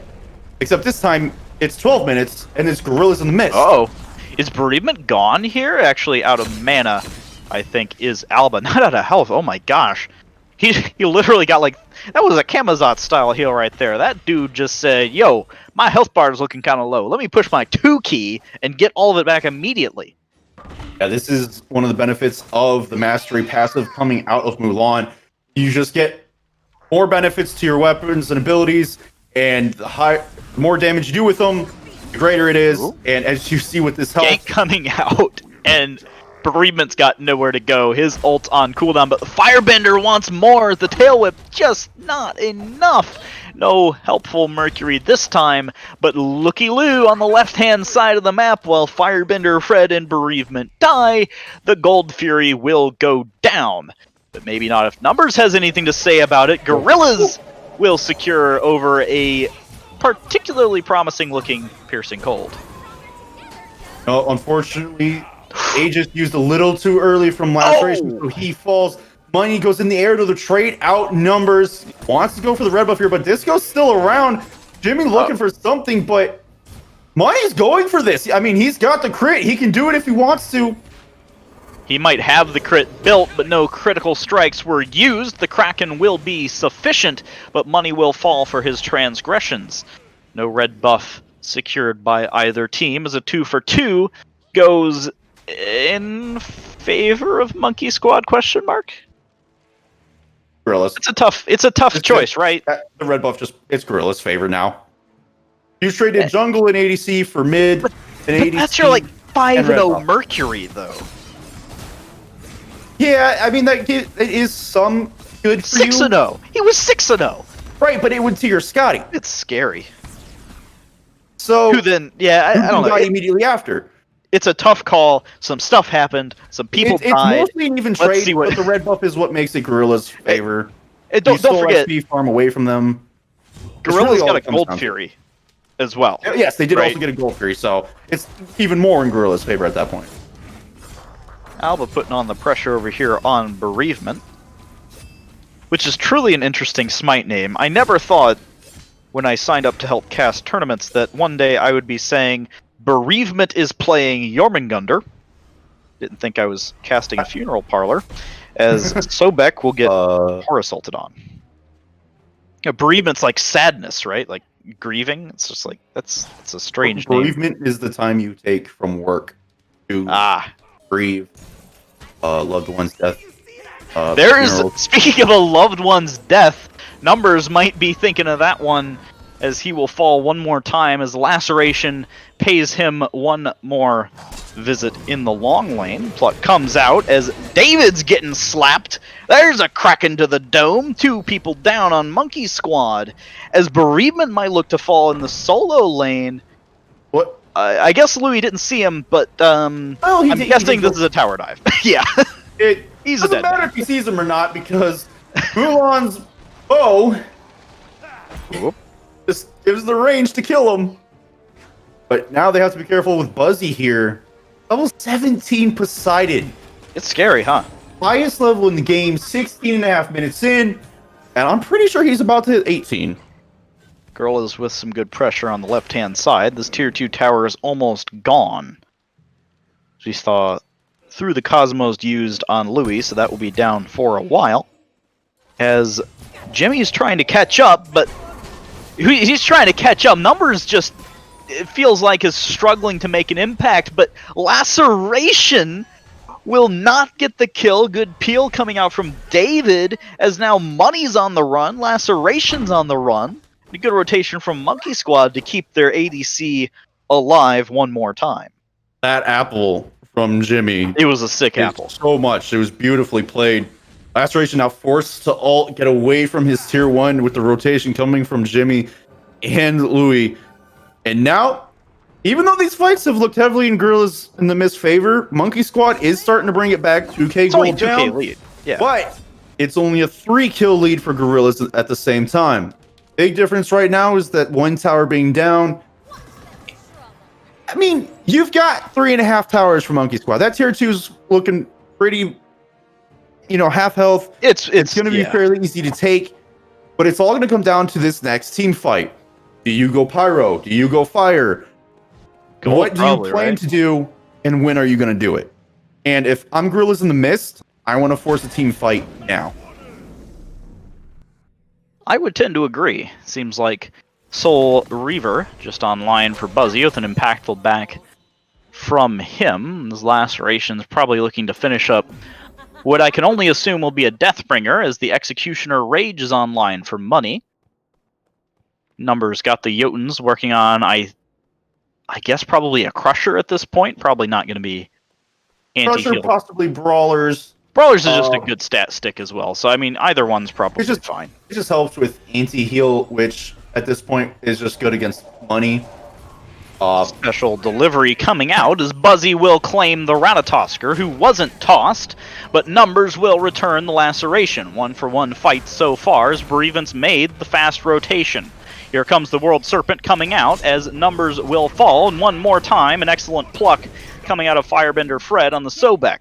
3-for-1 as Laceration falls. Gorillas in the Mist takes that fight handedly. And this is the team fight they were looking for. Unfortunately, Laceration was traded out, and it looks like he may have actually DC'd as well, which is bringing us to this pause. But this just gives the pressure Gorillas in the Mist needed. If they really wanted to, they could rotate straight to the tier 2, try and take it very quickly, or go over to Pyro, or actually Primal would be perfect since it's up on their side. And get the objective, get the gold. I would push mid out, and then back spend. Laceration's trade 1-for-3 in that fight certainly works in his team's favor. Minimap glitch there. Don't worry, he's actually in base. He doesn't exist at the purple buff. That's just where his corpse It's just where he sits, DC'd, unfortunately, it looks like. And there he goes. He is back in the game, so successfully reconnected. I mean, you saw how fast he went from near tier 2 on the other side to back to his out, and that he fastest got in the game for a reason. Insane. Faster even than a Vulcan with Traveler shoes. That's faster than the speed hackers. Pyromancer taken down by Gorillas in the Mist, and we're looking at a Fire Giant, I would assume, Majin, coming up here. You're not Majin, you're Vengeance. Coming up here in the next couple. Let me get this right. So you can't say TIH properly. You no, skip that every time. I always say THI. You're calling me Majin, forgetting who I am. Yeah, well, I mean, I can't help it. My Discord is on my other screen, and I'm not looking at it. Clearly not my fault. That you just insulted Majin. Buzzy Bombers looking like the Zoom man as he's going to zoom up front there. Get a couple...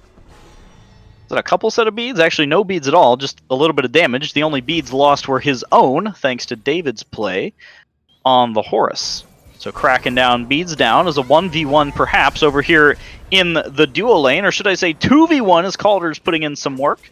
You go to Airstrike from Money Swag, but unsuccessful. I think Numbers is probably dead if Firebender can find him. There's a rotation coming around from Gorillas in the Mist. Laceration on the back end, but that Laceration Sonic Boom, the crits happen, take down Numbers, and Firebender chasing with the Lurking Waters, but... To the Cosmos? Through the Cosmos down onto the Poseidon as a good shell comes out. Buzzy Bombers will destroy him. Firebender with a good life-saving action there. Crit strikes are good as Abba pops the Thorns, does a ton of work with those as Firebender escapes with about 150 HP on the Sobek. Oh, the World Serpent coming out from Bereavement on the backhand, catching Gimme and David off guard. He's actually going to sit under, but David's leaving Gimme alone. If Gorillas in the Mist could have gone for it if they wanted, but members had already backed. Bereavement now all alone on the back end, but no one wants to try this. Tier 2 still stands, but I have to say, Gorillas in the Mist, I would have thought this would be pushed faster. This lead would be pushed a little bit faster here. No Fire Giant pulled yet, but I say that they've got a very significant XP lead. They've got a pretty solid gold lead, and they're in a good spot to really close this game out. It's only 22 minutes in.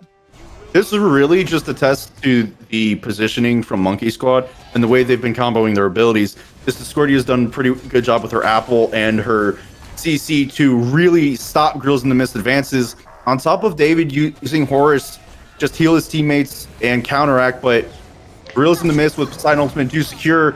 Lloyd gets caught out. Firebender Fred with the pluck. Money just secures it, and they're looking for more. Money dashes in, looking for a play between the towers. None do exist at the moment. A good kill there on Louis before he could get through the Cosmos off. Numbers in the left lane not trying to contest this here as the steal attempt was unsuccessful from Monkey Squad. Tier 2 tower going to be pushed on the right-hand side as Numbers will return to base.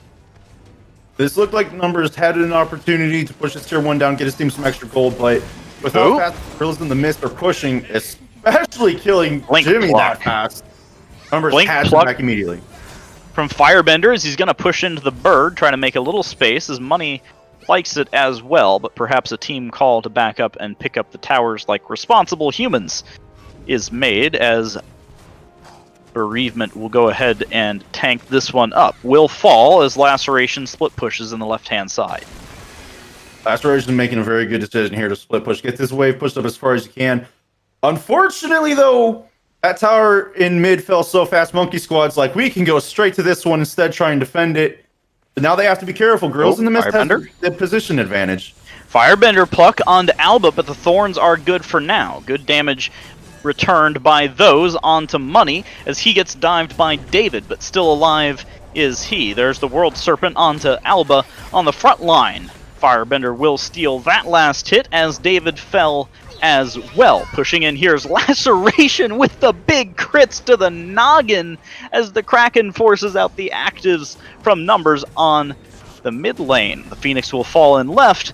I don't know, is this game here? This should be game. The only ultimate you have is out of Numbers, and that's only going to really affect one target. They have so much damage right now, especially with the crit. This Titan can fall unless people start misplaying. Bereavement, however, does fall himself. But nonetheless, not enough to keep the Titan alive. Gorillas in the Mist take the reverse sweep after losing a rough first game. Louis never really found his footing in the next two, but I tell you who did.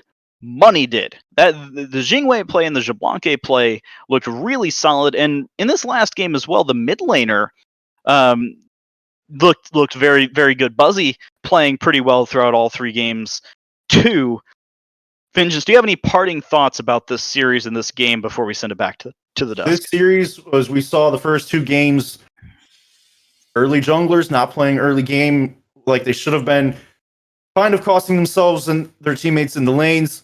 But the other difference was, like you said, Money found his rhythm, he found a groove, and he took advantage. Instead of playing as passively as he did in game one, which allowed Jingwei to just survive and keep up and farm, they were much more aggressive the next two games, took complete advantage of the matchups, and even though he was on Jingwei, he's the one who was allowed to play safe, play smart.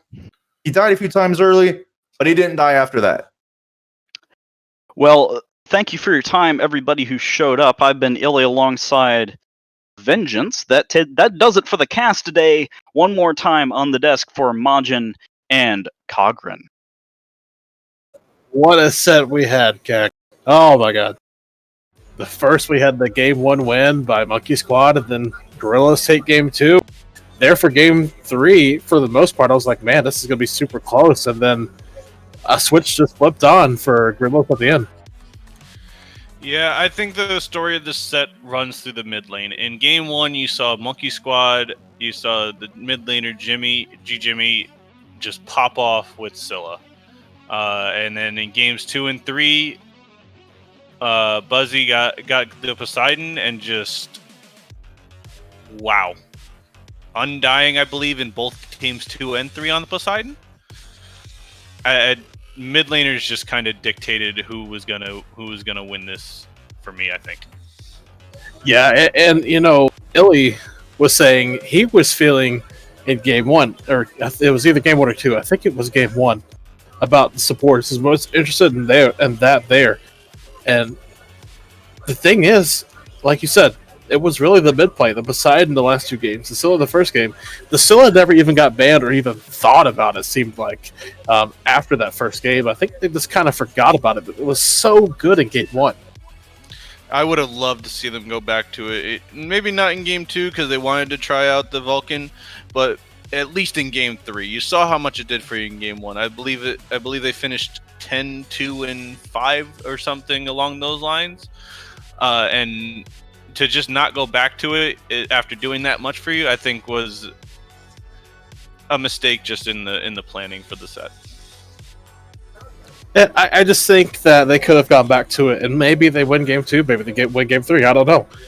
You know, the Vulcan pick, I understand wanting to get the movement speed to get away from the pesky juggler and the pesky solo laner, but at the same point in time, I just feel like you're there for damage. You need to be able to put that out. And I just think it was just kind of lacking for game 2 on that point. But what was the turning point between, you know, game 1 and game 2 for Gorillas? It's hard to say because it really just felt like the game 1 was a filling out game for Gorillas. They came in with an idea that of what they wanted to do. It didn't work. They adjusted their strategy. Game 2, they got a much more team fight focused team comp. Let the Sobek pluck people, throw them back to the Mercury and the Poseidon to do damage. Same thing here in game 3. So let the Sobek grab somebody, let the Mercury tear through the back line, hit a Kraken with the Poseidon, do a lot of damage, throw it out. It seemed like they adjusted their game plan going into game 2 and then ran with a similar game plan in game 3, and it looks like Monkey Squad didn't have the answer for it. Hey man, if it ain't broke, don't fix it. That's what I'm going to go by with. You know, but that really wraps it up for what. Are for you still us in my here. line now, Bush? You're still in my lines now? What line? What line did I say? The if it ain't broke, don't fix it. Come on now. I mean, you said it like one you time. got your banana jokes. You got your banana jokes. Oh, now you're taking my stuff. I see how it is. Let's just steal each other's like team secrets and stuff like that too. Listen, all right, it's gonna happen. You'll see. You'll see. That's it for everybody here today. Thank you, Illy. Thank you, TH Vengeance. Thank you, Waffles, being that wonderful cameraman. Thank you, Cag, for joining us. We'll be back on Wednesday. Yeah, we'll definitely be back on Wednesday, 7:30 p.m. Eastern Time, 12:30 BST for you guys over in the EU side. We will have a match featuring the NA Albion division, the Golden Below. It will be the Mobile Wars versus Raven, and we will see you guys then.